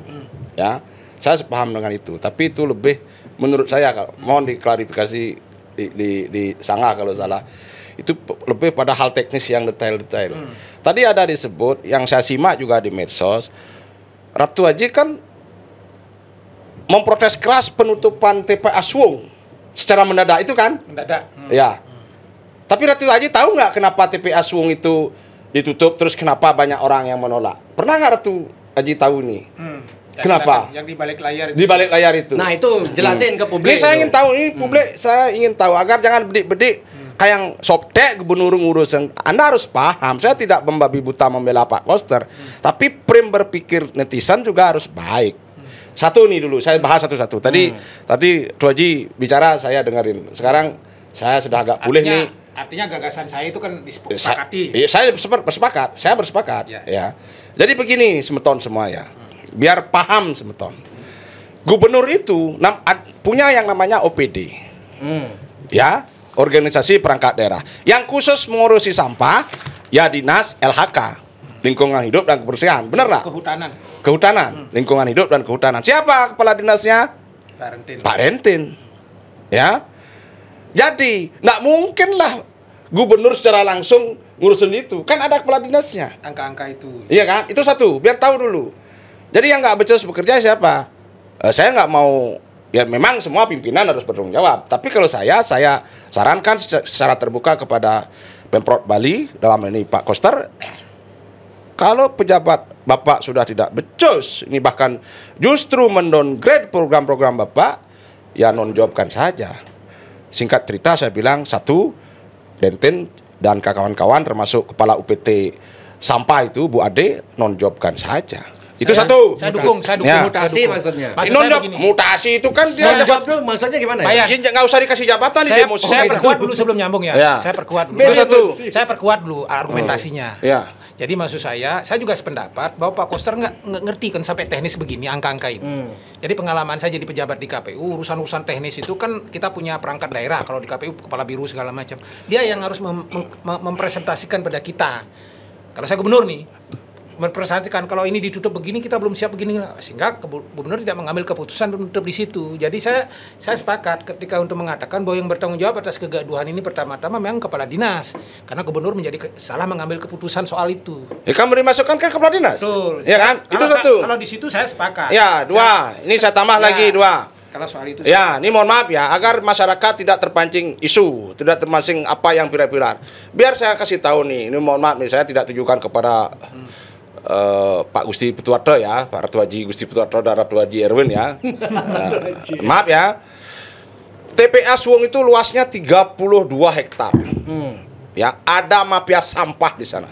Nah, yang melibatkan oknum-oknum ya yang mengeruk keuntungan dari keberadaan TPA Suwung itu. Ya, silakan detailnya jelas. Detailnya begini. Truk itu bayar ke sana. Enggak ada loh. Truk yang Ya, ke TPA truk Suwung itu bayar. ya, Buang tidak sampah, semua yang dari pendamping. pemerintah Ya DKP bayar. itu ah. Bayar. Terus semuanya Termasuk yang truk dari pemerintah bayar. apa bayar? Saya tanggung jawab dengan rumah saya. Kalau ada yang bantah, ayo saya cari Bayarnya saya. ke? Ya ke oknum sana lah. Oh, di sana tidak resmi duitnya itu. Intinya mereka bayar. Bayarnya berapa? Ya tanya mereka merahasiakan. Oke, Tapi oke. saya bertanggung jawab loh dengan omongan saya. Itu satu. Kedua. Terus ada kelola swasta yang berhubungan dengan hotel-hotel yang saya bilang bisnis ya, yang berkepentingan TPA itu tetap dibuka. Karena mereka nggak perlu capek-capek mengolah sampahnya, tinggal open dumping aja buang ke sana. Oh, ntar dulu. Nih ada TPA Suwung, Ya. adalah Hotel. pihak, nih ada hotel, nih ada pihak swasta yang membuat bisnis. Ya. Ngambil sampah Ya. dari hotel-hotel. Ya. Karena hotelnya tidak mengolah. Ya, Hotel. coba tanya hotelnya tidak akan mau tahu, saya sudah bayar. Ya, Ya. dia sudah bayar ke sini, Ya, dia sudah bayar. bisnis Ya. untuk buang open Ya. dumping ke TPA Suwung Ya. gitu. Ya. Ini yang tidak suka kalau TPA Suwung Kemana gitu. mereka buang? Bisnisnya hilang. Ya, maksudnya kalau mereka tidak ada tempat buang, kemana mereka buang? Ini di belakangnya siapa nih yang bisnis nih? Ya, pernah Oknum nonton politisi juga. pernah nonton film di A-Team. Ada figur yang namanya Mr. T. Mr. T. Ya. Oke. Ya, kamu cari aja siapa Mr. T. Kamu silakan, nggak tahu, kamu saja yang lanjut. Kamu yang lanjutkan. Dari merah atau bukan? Apanya? Saya bilang kamu tahu nggak film The A-Team? Ya sudah. Ya kan? Ya, tidak fitnah nanti. Iya, kamu Ya. kamu tahu nggak film The A-Team? Ya, ya. Di Nggak tahu. film The A-Team itu ada figur yang namanya Mr. T. Pak Koster tahu ini nggak? Kalau nggak tahu kan bisa tahu sekarang lah di sini. Oh gitu. Gimana? Pak Yan dapat info dari mana? Iya, saya kan Wiapako ya, saya bisa di podcast, saya bisa di IGD kan, tergantung situasi kan. Oh iya ya, saya Nah, tahu gitu Pak Yan kan. juga kan sering ke TPA. Saya bisa kemana aja bisa. Itu lah. Kedua, ada oknum dari, mohon maaf ya, itu kan banyak sampah-sampah organik itu. Ya. Jadi pakan ternak lah. Oh ada bisnis pakan ternak juga. Ada oknum yang terafiliasi dengan salah satu organisasi ternak di Bali yang ikut bermain di sana. Ada oknum yang, mohon maaf ya, yang terafiliasi dengan mereka swakelola di luar itu, swakelola itu biar ke sana buangnya. Kalau itu ditutup berarti bisnis mereka kan mati. Ah ini baru saya senang. Ini Pak Putu Harto harus tahu, makanya mereka keberatan TPA Suwung itu ditutup. Lang ben kumacan. Saya kan belak-belakan. Siap. Makanya Tapi- si Bu Ade itu bisa jadi tersangka. Oh. oke, Kenapa? oke, Ya oke, karena oke. itu melanggar undang-undang lingkungan hidup. Open dumping itu sudah dilarang oleh Kemen LHK. Do you understand, sir? Ya. Ini saya baru tahu jujur nih. Siapa yang mengerahkan pasukan sampah ke kantor gubernur? Saya kasih inisial lagi, Mr. P. Kalau saya ke WC, Mr. P. Ngerti you? Siapa yang mengerahkan apa? Mengerahkan? Pasukan sampah itu. Siapa oknumnya? Oh yang demo kemarin Yang itu. demo di siapa? Mr. Di- T, Mr. T apa P? Ada Mr. T, ada Mr. P. Oh, beda dia lagi. Beda lagi. Banyak orang yang terlibat di sana. Oh. Kalau saya tanya ke kamu, kalau ladang bisnismu diganggu orang, kamu terima nggak?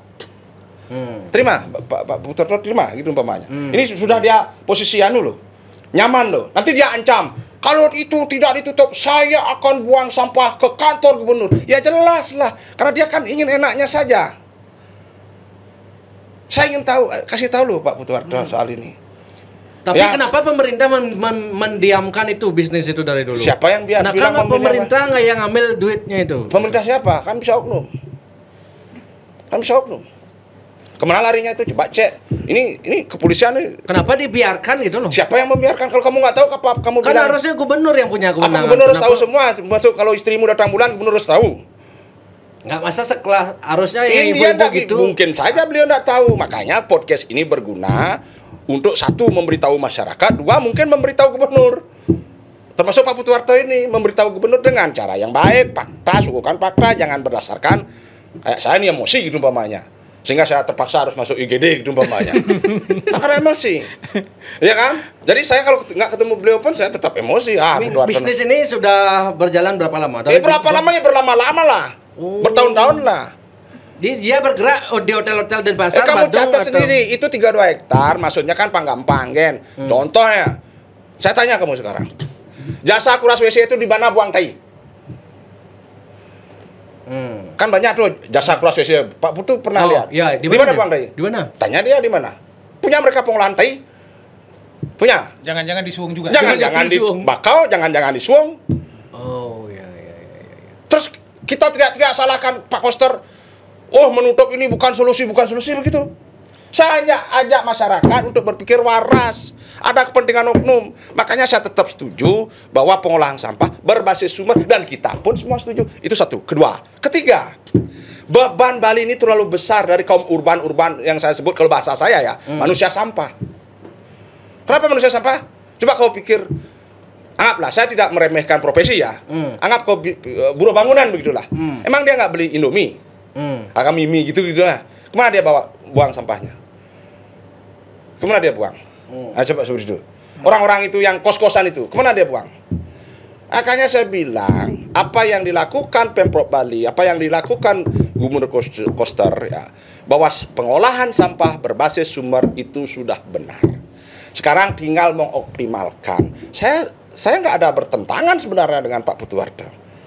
Soal TPST memang itu harus dimaksimalkan. Coba lihat itu. Siapa yang mengerahkan demo untuk menolak? Ini saya ceritakan kamu ya, soal TPST 2 Tahura. Nah, itu kenapa bisa? Itu kan perintah langsung dari Jokowi. Sebenarnya pengempuan Purwodadi sebelah itu sudah nolak. Tapi oleh pejabat tinggi di pemerintahan Kota Denpasar, silakan tafsir sendiri siapa namanya, saya tidak sebut nama. Itu bilang kepada masyarakat, terima aja dulu urusan belakang. Yang penting itu ada. Nanti saya potong itu paket 3 TPST yang dibilang sama Luhut itu toh berarti. Mungkin itu, ya dari Luhut itu. Nanti demo aja. Dan benar di demo kan? Dan tutup, nggak jalan. Kalau itu jalan, berapa? Itu hitung-hitungannya Pak Putu masuk akal loh. Tidak ada ribut-ribut begini. Makanya saya bilang, yang mendowngrade gubernur adalah anak buahnya sendiri. Kalau dari internal Pemprov Bali, si Rentin. Saya tuding nama ya, si Rentin. Saya tambahkan, mumpung bicara TPST, maksudnya Pak Setiawan itu kan ada 4 TPST tuh. Padang Sampean Kaje, Kesiman Kertelangu, Tahura ada 2. Ya, 1 dan 2 itu. Ya, ini saja bisa bekerja maksimal, masing-masing proses 250 ton sampah gitu misalnya. Padahal targetnya oleh Pak Luhut diminta 450 ton sampah, berarti kan sudah hampir 60% saja. Ini bisa bekerja maksimal. Maka problem sampah di Denpasar tidak akan ada masalah. Badung menyelesaikan, maka Suwung dengan sendirinya akan tidak ada kiriman sampah ke sana. Nih, saya sampaikan ke Ratu Haji lagi. Ya. Saya beberapa kali ke TPA Suwung. Saya diingatkan loh, kamu jangan sendiri ke sana, nanti kamu dikeroyok. Oh ya? Iya, tapi saya cuek aja. Kalau saya mati karena dikeroyok, saya menganggap darah saya ini caru untuk dikeroyok. Gimana maksudnya? Ya kan ada oknum yang nggak senang. Saya buat video begini begitu. Untuk Pak yang ke sana ada yang negur? Nggak ada. Oh, enggak kan? Pak yang Sewan galak kok. Pukul dulu urusan belakang. Mati ya minimal sapeh lah. Gimana? Makanya Win, mumpung Pak Yan kan tadi sudah, sekarang giliran saya. Saya orang yang sejak awal mengatakan setuju ditutup itu, Suwung itu, biar malah saya selalu campaign bagaimana kita jadikan itu hutan kota ya, karena kita kan kekurangan oksigen segar di Denpasar nih, paru-paru kota. Memang harus ditutup itu. Makanya ada orang mengatakan Pak Putu nih kalau ditutup nanti kan yang diuntungkan BTID. Saya enggak peduli, saya bilang. Kepedulian saya adalah kalau itu ditutup dijadikan hutan kota, maka apalagi di hutan kota itu, kalau Win pernah sempat ke ke tempat Eco Park itu bentuk hutan tapi di bawahnya kemudian ada ruang publik, ruang terhijau untuk publik, ada tempat trekking segala macam. Saya potong Pak. Luar biasa itu. Saya potong. Pak Koster kan sudah memberi jaminan. Nah, kan sudah dijamin oleh Pak Koster bahwa tidak akan dikasih investor, setidaknya selama beliau menjabat. Apa lagi? Taman kota. Nah, maksud saya kita setuju itu diproses. Tadi itu kan disebutkan juga praktek gelap di balik Suwung itu kan. Praktek terang tapi digelap-gelapkan. Nah, orang terang beneran kok. Kutipan-kutipan itu yang menarik buat saya adalah yang Pak Wayan, nanti silakanlah komunikasi dengan Pak Koster atau siapa polisi. Kemana uang itu? Nah, itu kan kutipan-kutipan itu harus kemana uang itu, siapa oknum itu harus bongkar. Kas daerah dong, harus masuk kas daerah. Bayangkan sekarang kita hitung itu ada berapa truk masuk ke sana sehari. Katakanlah misalnya udahlah jangan sampai 1.500 saja. Satu kali masuk misalnya bayar katakanlah 100.000 atau 50.000. Kali tuh, kali sekian hari. Ini sebetulnya berapa duitnya ini? Kan harus pemerintah provinsi, terutama UPT di sana dan atau Dinas Lingkungan Hidup kan harus bisa mempertanggungjawabkan kepada masyarakat Bali kutipan-kutipan itu. Pada sisi itu saya lihat itu harus diterangkan. Jadi saya ingin mengatakan dalam forum yang baik ini, saya juga ada yang pandangan yang sama bahwa TPA itu memang harus ditutup. Cuman yang saya mau katakan perbedaannya adalah bahwa surat keputusan Menteri Lingkungan Hidup itu sebetulnya tidak mengultimatum penutupan TPA Suwung, tidak. Walaupun itu tidak, saya orang yang setuju bahwa grade-nya dinaikkan, tutup. Saya tambah, Ji. Saya tambah. Sebenarnya saya setuju dengan beliau juga. Saya tambah, ada 20 item yang dilanggar oleh pengelolaan UPT persampahan di sana. Termasuk satu pengolahan lindi. Tahu kamu lindi yang cara mana air banyak. Air itu. banyak. Ya. Itu itu salah satunya. Kalau 20 itu dipenuhi seperti kata beliau, enggak apa-apa. Tapi kan tidak standar SOP. Ada 20 SOP yang harus terpenuhi. Itu tidak dipenuhi. Yang brengsek siapa? Iya, pegawai di sana. Jadi siapa yang ngomong? Saya. Keberatan? Ayo duduk bareng kayak tuan di depan saya. Makanya ini clear sampah ini kan sudah kan? mulai clear lah. Benar nggak? Maksud saya biar tidak lama Ya, sekarang tugas kita, saya, Erwin, Poin Setiawan dan yang lain-lain untuk memastikan. Ini kan sekarang pemerintah pusat sudah memberi transisi pada Pak Koster. Enggak, saya begini Pak Putu. Saya Anda berdua kan udah ngomong ya. Saya perspektif netizen sekarang. Perspektif netizen, kenapa Pak Koster selama ini dijadikan serangan gini? Karena beliau yang punya wewenang di Sarbagita ini, Pemprov Bali. Kalau memang ada mafia, ada apa kayak ya bereskanlah Koster yang membereskan semua. Kenapa didiamkan itu gitu loh? Begini, kan saya sudah bilang. Saya mewakili netizen. Ya, dalam sudut pandang kenapa netizen. Kenapa diam Pak Koster? Iya. Masa seorang gubernur nggak tahu gitu loh? Loh, kan saya bilang tidak semua. Beliau sudah jelaskan tadi. Loh, Pak Putu sudah jelaskan tadi kan. Pernah di KPU ini biro-biro yang jelaskan. Makanya saya bilang ini satu kemungkinan besar beliau tidak tahu. Kemungkinan kemungkinan besar kan. Sebab apa? Lo kan itu petugas tuh didelegasikan kayak kabinet ini. Pak Prabowo punya. Ya memang hal teknis tidak semua gubernur. Contoh nih menteri siapa itu yang kemarin ngomong. Masa staf-stafnya nggak ada laporan ke atasannya? Makanya gitu. Sekarang kan ini kalau ini orang dalam yang ngasih tahu saya. Karena kan birokrasi itu kan ada jalurnya, mereka nggak berani ngomong kan. Contoh Pak ini mohon maaf nih ya. Dulu ya zaman Covid, kepala dinas kesehatan Kabupaten Tabanan mau memindahkan seorang oknum nakes ke lokasi jauh karena speak up soal penanganan Covid. Saya samperin itu kepala dinasnya. Kayaknya nggak jadi. Dr. Ratmiko namanya, saya sebut nama. Saya samperin. Kamu punya wewenang, jangan main ancam kamu sama bawahanmu. Bukan saja kamu aja yang bisa mindahin orang. Saya juga bisa ada gituin. Akhirnya dia diperiksa KPK, dimutasi terus pensiun sekarang. Nggak boleh gitu. Kan banyak pertimbangan daripada staf-staf yang jabatannya bawah itu ya. Gimana nanti kalau ada permainan di demosi misalnya oleh maaf ini saya buka. Ada satu pegawai, pejabat lah gitu. Di demosi pas Pak Koster enggak ada. Oleh siapa? Oleh Sekda Dewa Indro. Dengan alasan ya beginilah, melanggar itulah. Saya speak up sekarang. Kalau mau klarifikasi Dewa Indro, tolong klarifikasi. Saya rakyat, Anda pelayan rakyat. Itu yang ditakutkan. Makanya podcast Muni sekarang berguna untuk mengedukasi masyarakat. Wayan Setiawan, Ratu Tenas Bedag, Ratu Buyung Bangke, yang hampir bangke tadi dengan Ratu Haji Putuardo ini mengedukasi masyarakat, bukan untuk sparring tinju-tinjuan begini. Ada juga fakta lain, perspektif lain yang banyak yang menelpon saya ngasih info. Menurut saya ini orang-orang sana, orang-orang Sanur itu ada ngasih saya info. Dia menduga ini karena ada proyek kura-kura dan desainnya sudah ada seperti itu. Ini kayaknya kepentingan investor di sana karena jalan masuknya kan ada sampah, dia nggak mau ada sampah di sana. Saya bersepaham dengan Ratu Haji Putuardo. Ada perspektif begitu juga. Nggak salah, masyarakat nggak salah. Tapi I don't care yang beliau bilang. Mau pada siapapun I don't care. Saya juga I don't care, bukan rumah saya nggak di sana. Makanya ini jadi semacam bola liar. Iya kan? Sekarang coba kamu cari dari sudut pandang warga yang dekat dengan TPA itu. Mereka setuju nggak TPA itu ditutup? Pasti setuju. Dari dulu itu Makanya saya ngomong kebenaran itu subjektif. Betul. Kalau dari mafia sampah nggak setuju karena mereka untung dari sana. Kalau dari oknum-oknum LHK nggak setuju karena mereka kecipratan atensi itu. Ya. Kalau dari pejabat Carmuk cari-cari muka, ya juga nggak setuju. Ya mereka kan butuh proyek itu biar ada proyek tiap tahun. Nah, sekarang giliran saya menanggapi pertanyaan itu. Win, soal isu bahwa punya potensi kek kura-kura itu menunggangi proses suung ini, kemungkinan itu ya ada.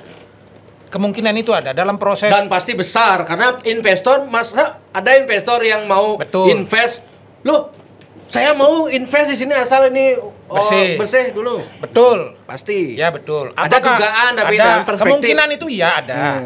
Apakah kemudian ada uang bermain di situ juga ada. Nanti biarlah ini kebenaran ini biar sejarah yang mencatat. Ya. Seperti halnya kemudian reklamasi kan mulai terungkap kebenaran itu tiba-tiba ada duit. Tapi saya ingin berbaik sangka. Ingin berbaik sangka bahwa itu tidak ada. Saya ingin bertakan terlalu naif kalau. Ya, nah artinya berbaik sangka anggap nggak ada. Tadi saya mengatakan kemungkinan kan tetap ada.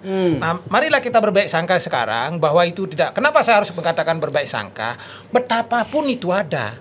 Sepanjang kemudian Suwung itu benar kata Pak Koster bahwa itu mau diubah menjadi hutan kota, menjadi taman kota. Kalau itu bagus. Maka saya dukung penuh. Yang saya kemudian dan pasti rakyat Bali akan marah besar kalau kemudian ini ditutup lalu tiba-tiba di situ berdiri pusat bisnis untuk kepentingan pariwisata misalnya. Kan pasti rakyat Bali marah besar. Ada jangankan kita juga saya ajak ini Pak Setiawan, ayo demo ke sana kan gitu. Nah, makanya maksud saya kita mungkin dalam konteks itu mau buruk sangka, mau baik sangka, letakkan dulu itu. Tiba-tiba BTID mau menikmati bahwa ada konsesi dengan orang lain untuk menutup, saya tidak peduli lah. Tapi bagaimana memenangkan rakyat Bali bahwa hari ini rakyat Bali butuh paru-paru kota yang sehat untuk kemudian segera dihutankan 32 hektar itu menjadi taman kota kayak apa. Silakan. Nah, kita mendukung penuh. Tapi begitu ia menjadi pusat bisnis tanpa diminta pun saya akan ajak Pak Setiawan, ayo kita mati di situ. Jangan di IGD. Demo bareng-bareng kan itu. Dan gini Win, saya karena Krodet Win, bayangkan ini jangan sampai belum ada KEK aja sudah pasti akan Krodet macet di selatan, ya kan? Ini sampah kan jadi masuk ranah politik, Win. Jadi goreng-gorengan politik, ada akun anonim ya yang secara intens terus menyerang Pemprov Bali dalam hal ini Pak Koster ya. Kalau beliau terang-terangan namanya jelas, saya oke. Karena orangnya jelas, akunnya apa jelas. Itu? Kayak FB kayak Intaro Channel itu kan dia Gongde itu kan itu akun anonim. Terus dia seperti itu. Ada apa ini? Kan seperti itu. Makanya masyarakat itu harus tercerahkan dalam segala hal. Ya. Kalau toh ada gimmick nanti ada permasalahan yang menyurus privat, ya selesaikanlah dengan privat. Saya tidak berpihak pada, mohon maaf ya saya terbuka, saya tidak berpihak pada pribadinya Pak Gubernur, saya tidak berpihak pada pribadinya Bu Gubernur, saya tidak berpihak pada pribadinya Erwin, tidak berpihak pada pribadinya Putu Arte, tapi saya berpihak kepada kepentingan Bali secara besar. Itu posisi saya. Jadi kalau ada masalah-masalah yang bersifat private, please selesaikan private. Itu. Kalau masalah yang umum, ayo kita bersuara beda-beda nggak apa-apa. Artinya saran tadi itu sebetulnya juga untuk Bunda Putri. Semua ada urusan personal, selesaikan personal, jangan dibawa ke ruang publik. Ini kan terbuka. Setuju. Terbuka kan? Ya. Ini untuk semua. Saya nggak mau bilang gini. Enggak, saya orang open kok. Sepakat. Saya gede. Saya nggak perlu. Tapi terlepas dari itu semua, tetap kan seperti podcast Pak Putu sebelumnya. Ya. Soal politik anggaran Pemprov, tetap itu gubernur tidak berpihak juga kan? Sebentar. Politik anggaran 60 miliar, ya, terus sepakat. Anggaran ini 300, ini 400 Win, miliar. makanya saya sering teriak. Ya Win ya. Gini Win. Saya tanya sekarang Pak Putuwarto. APBD Bali dari mana aja sumbernya? Dari mana aja? Coba jawab. Ya. Dari mana aja sumbernya APBD Bali? Anggaplah APBD Bali itu 10.000 gitu umpamanya. 10.000 itu dijetekan jinah neda satali. Keniban Pak Putu? Kalau secara rinci saya kan tidak. Ya, secara garis besar aja. Garis besarnya ya. itu kan ada pendapatan asli daerah PAD, termasuk dari pajak Ranmor. Ya, kemudian PBB, elemen-elemennya banyak PBB. lah. Ya, PBB macam-macam. Kemudian ada bantuan dari pusat. DAK, DAU, ya kan? Ya, itu. Nah, begini. Semua orang mungkin juga tahu ya, berapa Bali nyumbang ke pusat dari sektor pariwisata dan berapa Bali menerima dari pusat. Ya kan? Ya. Makanya saya sampai kenyat uang bawang saya memprotes AWK, memprotes Luh Jelantik, memprotes yang tidak pernah memunyi itu Ray Mantro, ya. Tapi harusnya diprotes juga Pak Koster agar Sebentar berjuang dulu, di sana. sebentar. Nyari uang. Saya ngerti arahnya nyari uang. Sebentar. Nanti oke. Kamu. Ya. Awas Anda dikutuk lagi. Ya, terus si Mertojiwo. Kenapa saya kuat? Dibilang saya sirik, iri, terus hominem menyerang pribadi. Aduh, DPD itu ditugaskan untuk mewakili aspirasi Bali di pusat, benar Pak? Ya. Bukan jadi tukang cek jalan berak. Kalau itu Nanti sepakat saya ada ya? jawaban. Nanti saya ada jawaban. Sebentar dulu. Jadi begini, kalau soal politik anggaran ya. Benar nih kalau AWK bisa main. Loh, maaf ini, saya bilang belak-belakan. Umpama nih, J, ampuro, ketua J, ampuro nge. Balinglah pes dasotali. Oke. Jadi kan ada politik anggaran, ada pos-posnya itu. Seperti J bilang ini mungkin 20%-nya untuk pendidikan. Itu umpamanya. Harus itu sudah. Umpamanya saya nggak ngerti loh. Sudah harus, Mang. Bukan ranah saya loh menjelaskan. APBD, karena Nah, kalau you mau Pemprov itu menambah anggaran padahal uangnya tetap 10.000. Anggaplah untuk sampah dirubah 6.000, terus yang lain-lainnya 4.000, apa tidak mengganggu yang lain?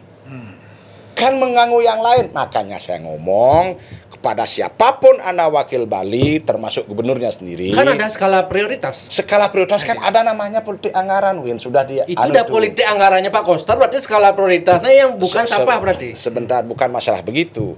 Ada yang memang harus masyarakat yang ambil. Karena kita, gini Win, disiplin itu ada dua cara untuk membuat orang disiplin. Satu karena kesadaran dia, dua karena dipaksa Win. Maaf ya, ini masyarakat harus dicerdaskan. Kalau sudah urusan sampah menjadi urusan politik, ada urusan mafia-mafianya, ya, bongkar, ya, reposisi orang-orangnya. Tapi kembali lagi Pak Yan, Pak Koster adalah ketua DPD PDIP. Jayanegara juga PDIP. Sekretaris, Badung PDIP. Jayanegara sekretaris. Mas, berarti Pak Koster tidak bisa komunikasi yang tidak menegur. Saya jawab ya, ini bocoran halus ya. Bocor halus. Ya, Oke. bocor Bocor halus versi Wayan Porsi Setiawan. saya. Jayanegara itu cuma angguk-angguk di depan Pak Koster aja. Siap gitu. Siapa bukan siap weler apa siapapun. Apa gunanya pemerintah kalau rakyatnya nggak mau diperintah? Karena ibarat Sebentar dulu, ini kan pemerintah, ibarat berarti dia persimpangan 4, semua ada kepentingan nih kalau main Nah, belok itu main dari ini, yang kalau saya main. bilang. Makanya pemerintah punya kewenangan untuk membuat lampu merah, menjaga Ya petugas sudah, kepolisian itu langkah paling harusnya cepat kan. adalah berhentikan renten itu aja. Selesai dulu. Oke, siap. Nih karena Nah, udah apa lebih lagi? dari sedikit lagi. Ah. Nah, ke depan menurut saya kalau memang TPST itu tidak bisa mengcover, ini kan pergerakan sampah ini bisa sampai 9-10% per tahun bertambah toh. Memang mungkin kita harus berpikirkan untuk bikin instalasi relatif agak besar gitu. Artinya ke depan seperti apa memposisikan entah di mana tempatnya, apakah di Suwung 5 hektarnya dipakai untuk pabrik sampah gitu misalnya, selain TPST karena kita berbicara soal antisipasi 10-20 tahun ke depan gitu, Pak Yan. Saya tambahkan lagi ya, ampurong ya. Ya.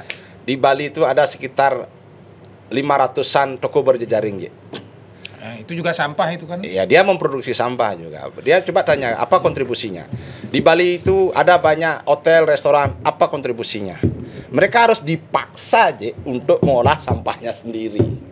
Kalau itu sepakat Ya, ya, karena ya. banyak hotel kan sekarang udah mulai. Ya, juga punya. jangan bilang, karena mohon maaf ya, saya baca di media, pihak hotel tuh ngomong, saya sudah serahkan ke pihak 3. Gampang banget Nggak jawabanmu. bisa. Sekarang memang sudah harus diaswakelola juga. Gampang banget jawabannya. Beres-bereskan. Saya sudah bayar Erwin untuk urus sampah saya. Terus Erwin buang open dumping ke TPSU. Itulah yang saya sebut mafia Memang sampahnya. dalam konteks itu kita tiap rumah tangga memang harus mengurangi sampah gitu. Sampah organik. Walaupun dari diskusi saya dengan orang-orang biopori, nggak bisa 100% organiknya kita selesaikan, 20% bersih kebuang. Tapi kalau 80% bisa dibereskan kan bagus. Saya misalnya pengalaman pribadi ini 2 bulan 3 bulan terakhir sampai sengaja bikin bang-bang itu. Bukan tebe modern, bang-bang gede gitu sampai 1 meter lubang itu, tapi sudah ada tanamannya. Jadi canang-canang itu saya biarkan dia di situ, nasi segala macam, termasuk bikin pot manjang sekitar 10 meter itu, agak angkat ininya sehingga kan celegongan istilahnya masih banyak lah. Nah, di situ kita ini tanam sehingga mengurangi untuk dia keluar untuk diangkut. Memang masih ada yang keluar tapi paling tidak berkurang. Residunya aja kalau di rumah saya jawab ya, Ji ya. Maksud saya kalau ide tebe modern ini kan bagus. Kalau ini kemudian menjadi gerakan massal di level bawah, mereka yang mampu membuat itu, karena di Denpasar misalnya paling cuma 5 desa bisa ya. Tapi kalau desa-desa di Badung yang sangat kuat itu dia bisa mengurangi produksi sampah toh. Kalau di Badung misalnya, kalau di Denpasar memang TPST itu harus maksimal. Tebing modern mungkin kontribusinya sekitar 30%. Yang saya ingin diskusikan dengan Ajik sebenarnya ya, mungkin saya ini mohon maaf ya. Sekalian saya pinjam tempatmu untuk promosi ya. Saya juga punya podcast, Jik. Yang ingin ini belum saya karena waktu ya. Nanti podcast berdua aja ya, kalian berdua, nanti. Ya. Saya undang kalau Jik berkenan ya. Gagasan besarnya apa kita ini? Seorang Gusti Putu Arto apa gagasan besarnya? Ya, gagasan besarnya untuk Bali. Untuk sampah. Untuk sampah. Nah, nanti kalian berdua lah itu. Makanya itu next kita bahas kalau Ajik berkenan. Pastilah. Ya, ini kan kita bicara masalah yang maaf ya, Jik ya. Masih yang remeh-temeh sih sebenarnya. Masih hal-hal teknis-teknis yang kecil-kecil menurut saya. Misalnya kita sepakat otonomi khusus bareng, semangat. Nah, makanya kan begitu kan. Kita DPD sebagai bubar, kita sepakat. Nah, itu tanya dari makanya saya bilang ayo nyalon Oh, DPD. itu kalian kan sama-sama. Bubarkan DPD, nggak ada guna. Kemarin Aji bilang DPD bubar juga. Ini nggak ada gunanya, tanya deh. Apa gunanya DPD? Cuma yang berbeda adalah caranya membubarkan DPD, beliau nyalon ke DPD, itu yang saya tidak sepakat. Loh. Nah, Itu yang nggak makanya sepakat. boleh dong kita tidak sepakat. Ya nggak apa-apa. Ya, Enggak sepakat karena tidak sepakat maksudnya begini. Kalau Pak Wayan kemudian lolos di DPD dengan visi membubarkan DPD, itu hari ini saya katakan tidak akan bisa. Tidak akan bisa. Tidak akan bisa membubarkan DPD itu. Karena apa? DPD itu dikonstruksi oleh Undang-Undang Dasar. Di Undang-Undang Dasar itu kan perlu amandemen Undang-Undang Dasar. Artinya ini kan langsung. Nah, maksud saya saya jawab. begini, maksud saya ini kan menjadi isu nasional dulu gitu loh. Artinya kalau kemudian visinya kalau sekedar membubarkan DPD untuk teriak di katakanlah saya anggap ini lolos nih. Ya. Nah, kemudian di sidang pertama dengan demikian saya akan berteriak ini hari saya sudah terpilih, saya ingin DPD dibubarkan. Itu kan bahasa singkatnya. Katakanlah begitu. Dan kemudian seorang Wayan Setiawan Satya Wacana, dia hanya sidang hari pertama. Ketika masa sidang pertama, lalu teriak DPD dibubarkan, lalu dia kemudian mengundurkan diri gitu ya. Oh, naik. Harus dong. Enggak. Karena sudah sejak awal mengatakan DPD dibubarkan, kenapa harus terus di situ kan? Begini. Nah, maksud saya, Sebentar, saya kasih tahu ya analogi ini. Bukan analogi. Ya, begini, Jik. Ntar dulu biar jelas, nanti silakan tanggapi. Artinya apa? Ketika visi DPD dibubarkan itu dipasang, kemudian untuk masuk DPD itu ambigu itu. Ambigu. Artinya kalau memang membubarkan DPD jangan masuk ke situ lalu berjuang untuk berteriak gimana? Karena ini ke atas nih. Cara Pak Wayan Setiawan sesakti-saktinya pada tembok beton sekian sentimeter itu. Mau digebuk tembok Berlin runtuh loh. Pakai tangan. Sendirian. Ini kan mau sendirian. Siapa bilang sendirian? Sendirian. I let you know something ya, sir ya. Saya kasih tahu Anda. Ini maaf ya. Karena bongkar Kalau Undang-Undang Dasar. Anda ada istilah kukul tegalan gitulah ya. Saya dan Aji ini dalam posisi sekarang, saya bilang saya sama, tidak berguna DPD sepakat itu. Ya, jadi begini, Ji. Berarti jelas-jelas Eka itu berarti tidak berguna berjuang itu. Dia mungkin berguna dalam nggak ada gunanya, apa gunanya? Nah, berguna untuk perjuangannya masing-masing, tetapi dalam konteks baju besar untuk kepentingan perwakilan Bali nggak ada gunanya. Untuk viral for justice-nya oke lah. Oke lah. Itu kan tidak perlu DPD untuk berjuang begitu. Iya, saya aja misalkan viral for justice. Pak Putu Arto ini hari tidak perlu jadi anggota DPR, bisa mengembalikan SMA Bali Mandara gitu kan. Normal lagi gitu misalnya. Ini Wayan Setiawan juga tidak perlu jadi apa-apa. Dengan seperti sekarang ini udah banyak bisa membantu orang gitu. Saya jawab nih, kenapa saya berasa perlu masuk DPD? Gini, Ji. Kita tahu kan Indonesia ini banyak agama. Ya kan? Saya enggak sebut agamanya ya, nanti saya kena UU ITE ini. Ada orang yang kelihatan sangat agamis sekali nih, beragama A gitulah ya. Agamis sekali. Tapi bisa kalah dengan saya. Karena setiap malam tertentu saya kirimi link bokep. Artinya apa? Saya tahu kartu trapnya. Sehingga kalau saya ngomong dia nggak bisa. Kenyataannya kamu suka film bokep. Waktu DPD kapan? Sebentar dulu. Apa kaitannya nih gitu? Sebentar. Ini analogi saya. Analogi. Ya. Terus saya masuk ke DPD. Kenapa saya perlu masuk ke sana? Karena kan ada lobby pintu depan, pintu belakang, Ji tentu tahu. Ya. Salah satu contohnya, mohon maaf ya, saya percaya dia orang cerdas. Percaya saya. J punya empati, saya percaya. Terbukti saya tadi di UGD J jenguk saya. Padahal saya sing menyamo. Bangkot sing doyan sewan ramang kan. Bisa saja J berpikir begitu kan. Tapi itu tidak Anda lakukan. Anda jenguk saya. Saya terima kasih. Seumur hidup saya ingat Anda. Ya. Terus. Tapi begini J. Ya, ada hal yang harus kita lakukan dengan lobby-lobby itu J. Dengan skill kita bukan tentang siapa apa yang kita tahu, tapi tentang siapa yang kita tahu. Sama seperti saya mengakui secara akademis Anda hebat. Tapi kan Anda mengakui sendiri bahwa untuk menjadi komisioner KPU Anda dibantu si A, Anda dibantu si B. Iya kan? Karena itu proses politik. Iya. Anda mengakui kan? Ya. Sebentar dulu. Aji mengakui kan? Akui. Ya. Kalau saya masuk DPD, itu kan ada 100 sekian orang. 132. Coba DPD itu 38 kali ya. 4 berapa ya? Ya, 132. Anggap segitu. Pertanyaan saya, kenapa tak satu pun anggota DPD itu meminta otonomi khusus untuk daerahnya masing-masing kecuali Aceh gitu umpamanya? DPD lo dilantik kan selalu teriak. Mana dia pernah teriak di sini? Oh, teriak di medsos. Di Pilihan konteks untuk membubarkan untuk kita lobby yang segitu itu. Apa aku bisa sendiri kan harus voting 50% plus 1. Anda tidak ngerti Engke ada caranya. kelemahannya. Makanya saya bilang tadi analogikan dengan orang yang sok agamis tapi kenyataannya yang nalar saya tidak masuk, Anda Ya. mau lobby itu yang 130 sekian orang itu Ya. untuk membubarkan dirinya itu. iya. Itu yang saya tidak itu yang nggak masuk itu di saya. Semua tidak ada di Bunuh dunia diri. Sebentar. Ya memang begitu. Orang dia kemarin habis-habisan keluar duit untuk jadi DPD untuk Jadi berarti mengakui kan kesalahan, makanya itu menjadi trigger dari dalam, ya, sehingga rakyat tahu, sehingga mendesak biar BPP bubar. Ya, oke banyak lah. hal yang bisa kita lakukan. Oke lah. Ya. Saya hargai pandangannya itu, walaupun Memang kelihatan konyol ya. ya Pak, artinya biar netizen yang Nanti netizen menilai. harus dilihat. Saya ingin mengatakan dengan kata kunci bahwa visi itu nggak akan bisa dijalankan karena bukan soal lobby-lobby itu. Lobby-lobby itu membubarkan undang-undang dasar ini. Mengubah undang-undang dasar. Nggak apa-apa. Ketika mengubah undang-undang dasar, bayangkan itu sekian anggota DPR harus kita lobby untuk bisa mengubah undang-undang Nah, dasar. kita anggota DPD aja nggak penting Nggak kita bisa. bubarkan. Bisa. Karena ketika, Soeharto aja berkuasa 28 tahun bisa turun, jangan bilang nggak ya, bisa. sudah saya hargai pandangannya. Iya maaf ya, ini bisa. Nah, niat berapi-apinya saya hargai. Betapapun akan Contoh bertemu nih satu, tembok besar. Anda kalau Aji bilang nggak bisa, saya tanya sekarang, kemungkinan J bisa nggak jadi gubernur Bali? Kenapa? Kemungkinan bisa nggak J jadi gubernur Bali? Bisa. Oh bisa kan? Ya, artinya kan Bisa artinya kan? peluang itu ada. Ada kan? Bisa kalau saya mau. Ada kan? Sekarang saya tidak mau. Nah. Tidak akan pernah bisa. Karena Anda mau kan? Tidak mau. Karena saya mau. Karena belum tahun politik kan. Karena saya Waktu mau, tahun kan? politik aja Tidak, mulai ada. maksudnya saya tak. Gitu loh. Jadi tidak ada. Kita ini orang-orang sama-sama beragama ya. Sudah kita Kalau ini maaf nih, kalau saya hargai. Loh, buktinya hari ini kita nyetel, ini hitam, ini merah, ini Ya. putih. Terus saya Itu ngerti. kena alam. Pernah tahu saya akan masuk UGD?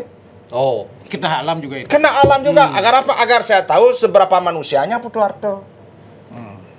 Kalau saya Putu Harto sampai ndak ngeliat saya, ada beragopang mati kan Putu Harto. Bisa kan saya ngomong gitu. Nah, Iya kan? Tapi ternyata Putu Harto itu punya rasa empati yang Keinginan tinggi. Pak Yan besar itu untuk membubarkan DPD saya hargai. Cuma kata kunci saya adalah karena mengubah undang-undang dasar itu saya kira Ya, saya kan punya Anda sebagai Ya, ahlinya nanti minta tolong.